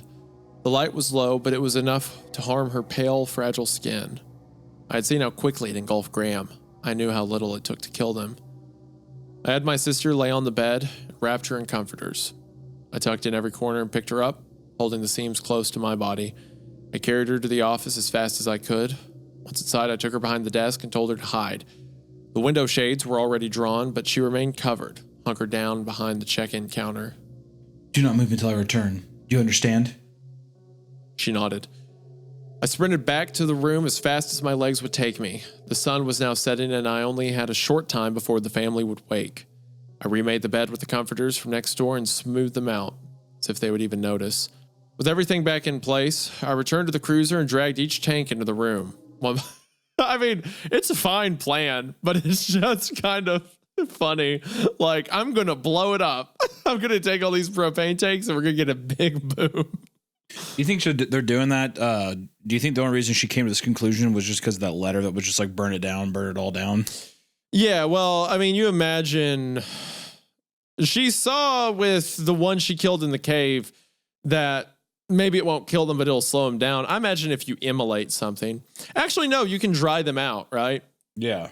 Seems to be the solution. So I'd say this will probably work. Why not? One by one. I took the heaviest one first and opened the valves wide. Some hissed violently, while others were a low, breathy whistle. Faded odor of sulfur was faint with age, and I barely noticed the scent. With the last tank open, I sealed the door shut and shoved wet towels at the base. I set a timer for sundown and hurried back to my sister. I found her huddled beneath the comforter with both photos in hand, holding them together as one. She looked at me with sad eyes. I wish I never had to leave. I miss being a child. The statement itself sounded so odd, coming from such a little girl. Do you remember why you left? Mother said it was the only way. She promised to always be waiting, though. She lied. She did her best. But people can't wait forever. I said, brushing her hair back. We can. She said, looking up at me with eyes that I only now realized were marbled with deep black veins. Why do you visit when you do? Every 4 years. The road is long. And the further we go from the caverns, the more we must feed. The more we feed, the more dangerous it gets. Why don't you stay here where it's safe? We can only stay for as long as the earth allows us. If we stay too long, the soil becomes impure and poisoned. We must always move. Only in the caverns can we sleep forever. Then why not stay in the caverns? Would you choose a life of eternal darkness and constant hunger? She replied with the slightest hint of indignance. No. Before now, we had never stopped and we've never turned around. So why now? We had to return so Master could destroy the betrayer. My watch alarm beeped in warning. Dusk was coming. Graham? She leaned in with the intensity of a zealot. When Uncle Matthew felt his father burn, he begged the Master to come back and seek vengeance, but she refused. She felt he was responsible for his own demise until she felt her maker die. You see, we can feel the pain of the ones that made us. It keeps us connected. It keeps us safe. It makes us family. When we found the betrayer had stolen the gift and killed our others, he deserved a painful death. Okay, so Uncle Matthew's the old man, right? Yep. Which is her actual uncle, because that is the missing husband of the aunt who had the bed and breakfast, right? Yeah. So he's the one who got afflicted by the dude in the cave. Yes.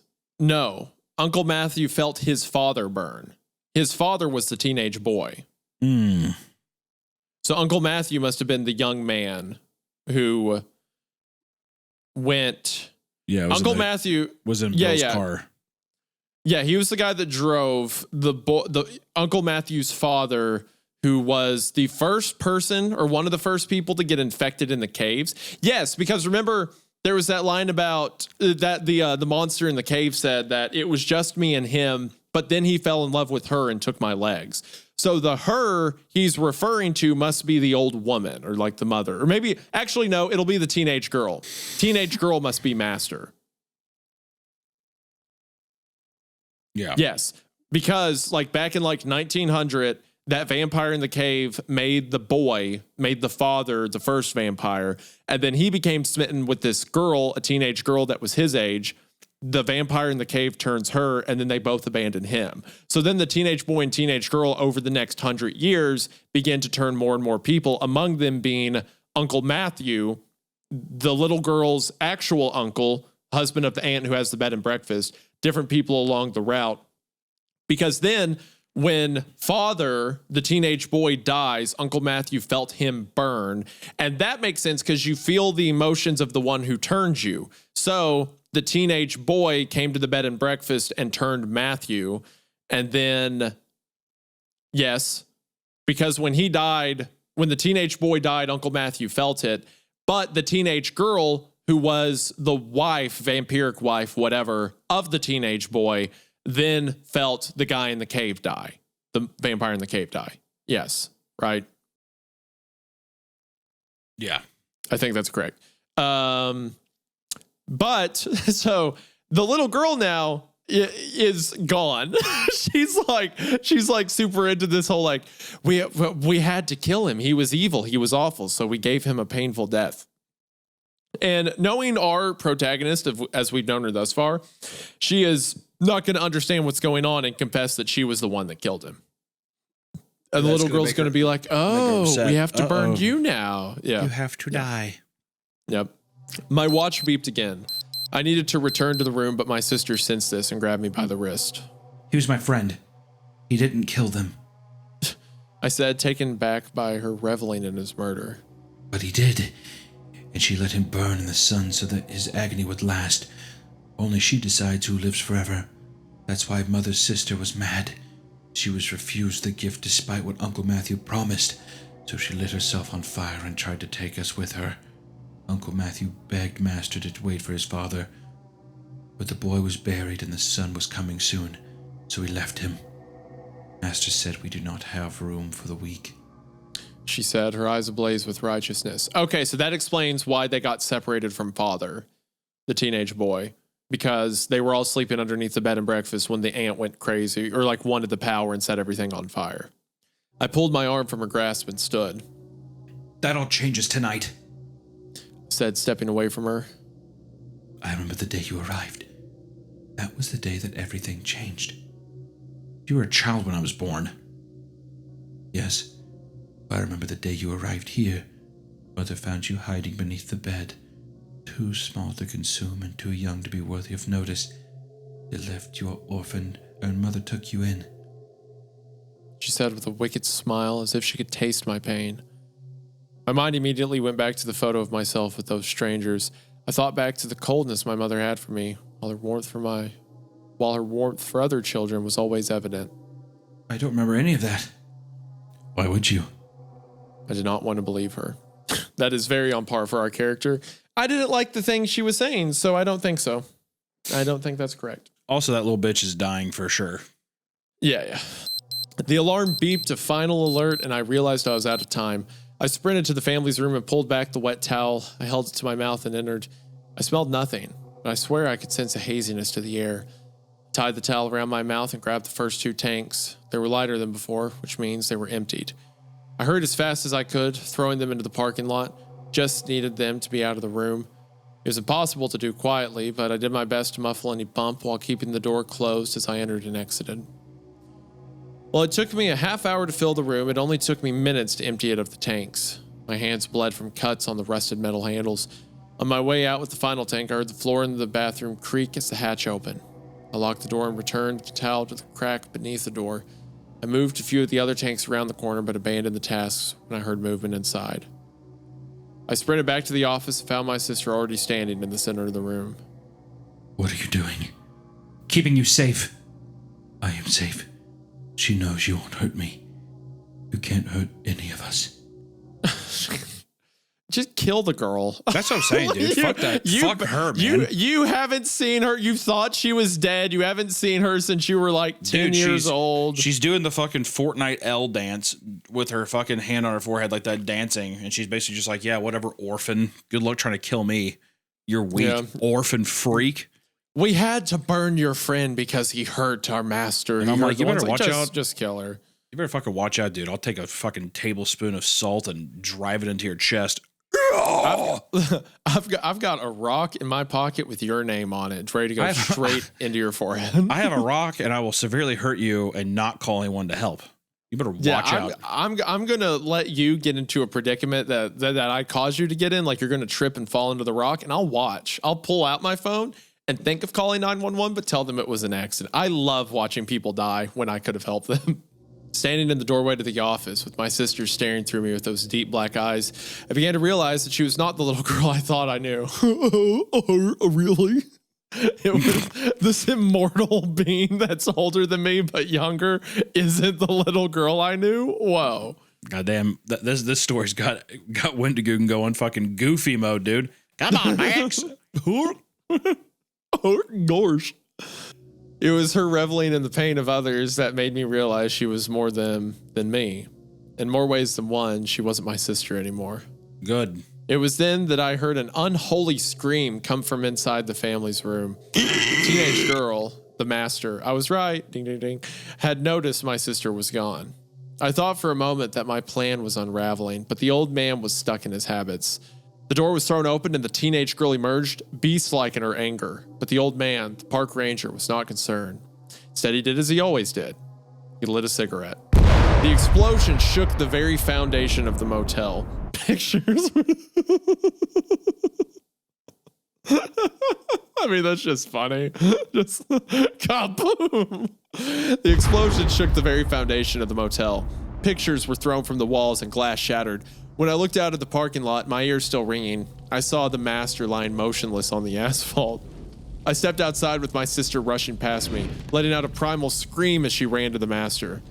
Behind them, the motel room was aflame in hellish fire. I could hear a loud ghoulish moan even above the crackle of embers. The old man stumbled out, howling in pain. First time in my life I had seen any sign of emotion from him. His flesh dripped from the bone as the heat melted his skin. His white skull was slowly revealed behind blackened flesh as it sloughed off his face. With each step, he left behind charred chunks of melted skin and a smoldering trail of burning gore. He made it only a few more feet before collapsing in a heap of scorched agony. He struggled to crawl away from the flames, but as he tried, his muscles separated from his body like what I can only describe as pulled pork. The building collapsed in on itself, trapping the others inside. I could hear their screams as they begged for the master to save them. She awoke suddenly and leaped up. Her eyes seemed to darken and a black orb set deep in her skull. She let out another primal scream and ran towards me. I reached into the back of my pants and pulled out the revolver, aimed, and fired. The first shot struck her in the shoulder, and it seemed to surprise her. The pain from the silver-tipped bullet. She slowed for a moment, feeling the sting. I watched as my sister felt it too. The master bared her sharp teeth and continued on, but I waited to fire. I waited until I knew I would not miss. I waited until she was close enough to see my own reflection in her black eyes. I waited until it was almost too late, and I fired. All 6 rounds struck her, with the last catching her right between those dead, soulless eyes. She dropped to the ground, but I remembered, silver cannot kill, it only slows. Pulled out the crystalline rock that killed the very creature that started this nightmare and approached the master with caution. I could hear her rapid, short breaths as her body worked to push out the silver-tipped bullets. I rolled her over and raised the crystalline rock above my head, ready to plunge it into her heart. But I was blindsided. My sister tackled me to the ground. You cannot kill us! She screamed, her eyes now full of black orbs. She's the killer! She's evil! I'm your sister! She showed her teeth and leaned in so close I could feel her cold breath on my neck. You are food. She opened wide and bit down. I could feel her sharp jagged teeth as they pierced my skin, tearing at my flesh. I had no choice. I had to fight back. I only meant to hurt her when I plunged the crystalline rock into her side. She howled in pain and rolled off of me. I saw the strange salted rock do its work as the skin around her wound started to shrivel and dry. I went to pull it out, but she pushed me away and grabbed hold of it herself. She yanked at the deadly stake, pierced it into her side, trying to remove the rock, but it broke. A larger part fell to the ground with the dull end. The rest remained inside her, eating away at her innards. She looked me in the eyes one more time. For a moment, just a moment, I could see the face of the little girl I once knew. She collapsed to the ground as her ribcage collapsed in on itself. She was gone. I looked back to the master, but the place where she fell was now just a spot of wet blood on the asphalt. I looked frantically for her, the orange flames of the fire illuminating everything. She was still alive and I was defenseless. I picked up the dull rock, ran towards the cruiser. I could feel the moisture leach out of my hands as I gripped the rock as tight as I could. The explosion shattered the front window of the cruiser, so I had to work fast. From the front seat, I retrieved the items I'd taken from the sheriff's body: handcuffs, keys, and a service pistol. When I stood up and turned around, she was already there, a silhouette among the backdrop of flames. I fired again. The bullet struck her chest, but she did not flinch. Instead, she flashed a ghoulish smile. There was nowhere to hide, and I knew that it was impossible to outrun her, so I chose the only safe place I could think of. I threw open the back door to the cruiser and crawled in, though I was careful not to pull it shut just yet. The master leapt onto the hood of the car and sneered at me through the metal gate separating the front and back seats. Slowly, she crossed over to the opposite side of the car, her gaze locked on me like the predator she was. I backed against the door, ready to push it open behind me, but even then I knew I couldn't outrun her. She opened the rear door across from me. Her long, clawed nails gripped the metal grate over the window as she pushed the door wide open. I know she was sure that she had me trapped, so she toyed with her prey. She moved slow and deliberate as she crawled into the back seat with me, her pitch-black eyes swirling with reflections of the fire outside. She smiled and her jagged, toothy grin was revealed, dripping with foul-smelling slime. Again, I waited until she was close enough to kill, and then I taunted her. This is what I used to kill your maker, I said, holding up the broken crystalline rock. Her emotionless eyes remained fixed on me. Her expression was unchanging. With an inhuman quickness, she grabbed hold of my wrist, tight enough to break a bone, but I held the rock as long as I could. I watched her eyes and waited. The moment she broke away to glance at the dull, broken rock that killed her creator, I acted. With my free hand, I slammed the handcuff link onto her wrist. She squeezed tight with retribution, and I could hear the bones snap. I dropped the rock and kicked backwards. Tumbled out of the cruiser and into the parking lot, hitting the asphalt with a sickening thud. She then leapt at me, but fell short, unable to break free from the handcuff that I had secured to the metal dividing grate inside. I kicked the door shut and then ran around the vehicle as she yanked at the handcuffs. I slammed the other door shut. With her free hand, she tried to open the door, but found it locked from the outside. Slowly, I stepped away, watching the violent flurry of movement as she struggled to break free from the restraints. She kicked at the metal grated windows, managing only to dent them. From a distance, I watched the fire burn in the darkness, hidden by the night sky, and I waited for her to die. I was waiting for sunrise to come up and purge this world of her evil. From the backseat of the cruiser, she screamed and threw herself against the windows. Why can't she break out of the handcuffs? I don't know. The vampire? I guess she's not as strong as we thought. Maybe they're silver or something. Who knows? From the backseat of the cruiser, she screamed and threw herself against the windows. I watched her fight for hours, locked in the back seat. Eventually, she even resorted to gnawing off her own hand. Thick black blood spurted from her wound, spraying the glass and obstructing my view inside. As the sun crept over the trees, she stopped fighting. I wasn't sure if she accepted her death or just expended the last of murderous will to live. I expected to hear her scream as the sun took her body, but she did not. I watched as the flames inside the vehicle licked at the blood-spattered windows, and I knew that she was dead. Just as Graham's body became a charred black husk, so did that of my sister and the old man. The master, though, she burned so hot, nothing but dust remained in the back seat of the cruiser. As I stood over the corpse of what I now knew was never my sister, I realized that I was no longer linked to this hellish place. I was free from the tether of the bloodline that kept me here, burdened by a sense of loyalty to a family that was never mine. I emptied the safe of the blood money that was meant to maintain this motel forever. There was no longer anything that held meaning for me here, so I watched as the flames leapt from the room to room and eventually the office and the cottage itself. Smoke from the septic tank burned pit still billowed thick black smoke, and I hoped that whoever came, it would draw their attention there. I hoped that finding those bodies would bring closure to the families who lost their loved ones on the dead roads. I hoped that those bodies would be the last. I hope that I had actually ended it tonight. I hope that after hearing my story, you will understand. I hope that if you ever meet a family that seemingly never ages, you will know what they are and know that whatever they promise, you will never be a part of their family. I left in their old station wagon with nothing but a duffel bag of old bills, no longer bound to the motel by the legacy of blood. As I passed the fire engines on the way down the mountain, I thought to myself, the family may have been able to live forever, but until now, I've never been able to live at all. Okay. I just want to. Can I get the first thought in? That's the end, by the way. Yeah. That's the end. Yes, that's So to destroy a family of immortal vampires, all you need is to firebomb someone and have a Himalayan salt lamp, and you'll be okay.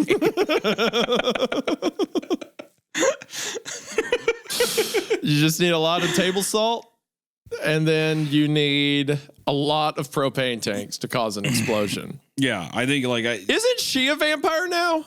She got bit. Yeah, I mean I don't. That's what I thought. She didn't she fucking get bit by her Dug sister? into her neck. Yeah. I'm surprised She she has to didn't be one. There's no burn way. and flame too. I don't know. This story, I thought that the story was okay. I think that I feel like the beginning really gripped me with the characters and stuff, but it kind of it's one of those things where the more that the mystery kept getting solved, the more that I was just kind of it just became pretty generic and I guess not forgettable, but I don't know. Just feel like I was kind of bored. I mean, there was some good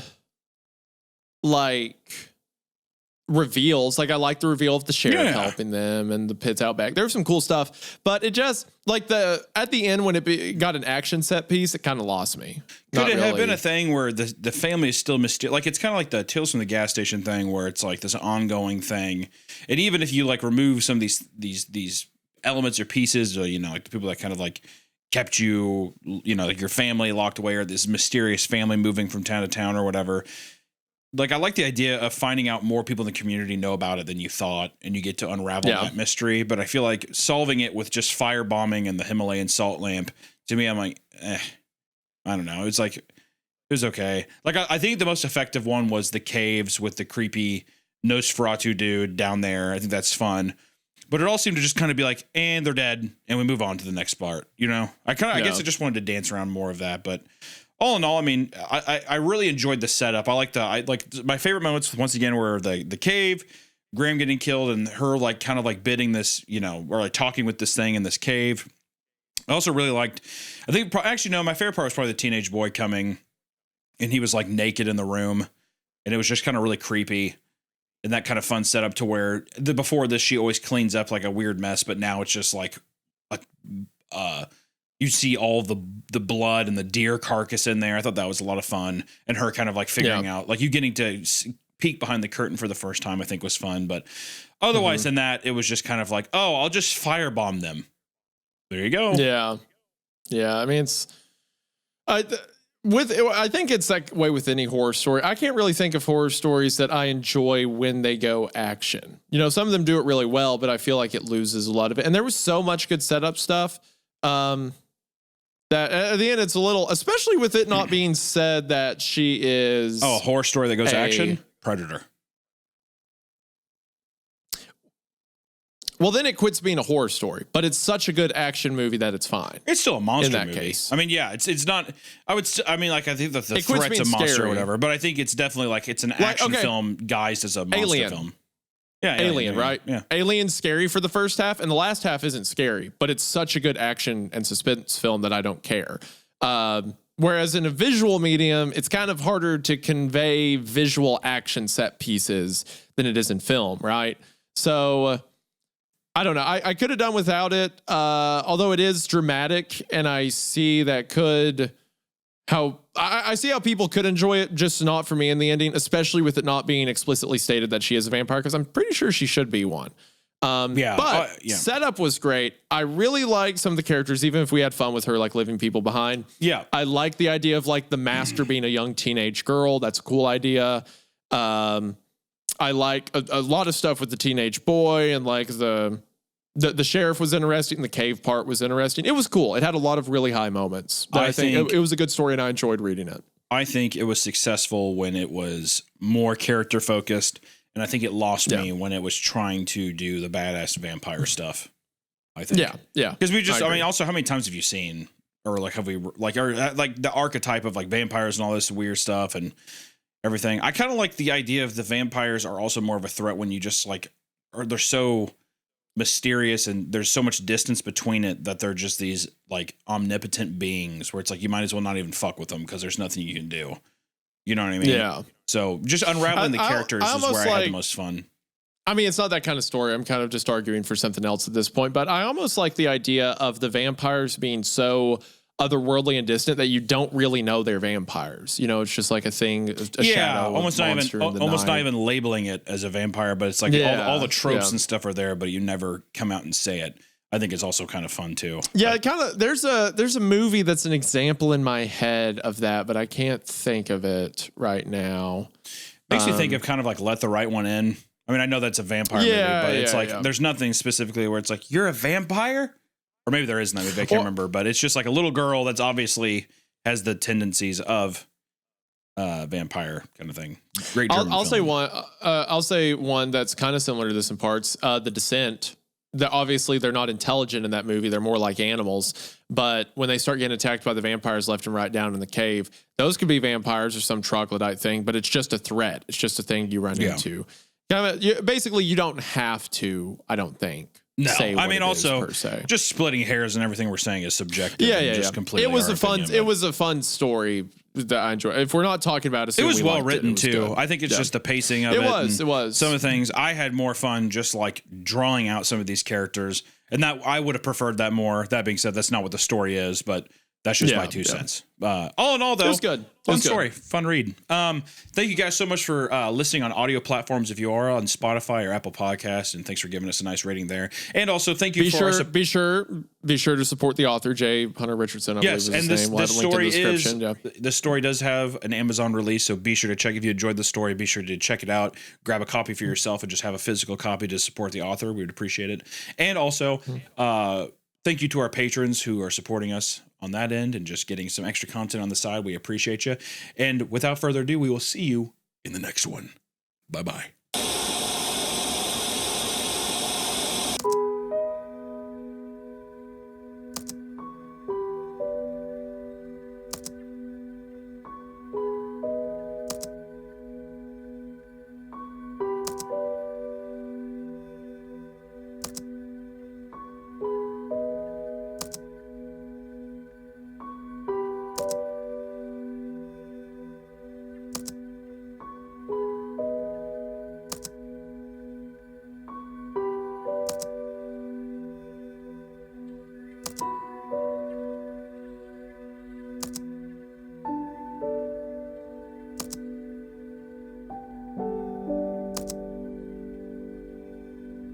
You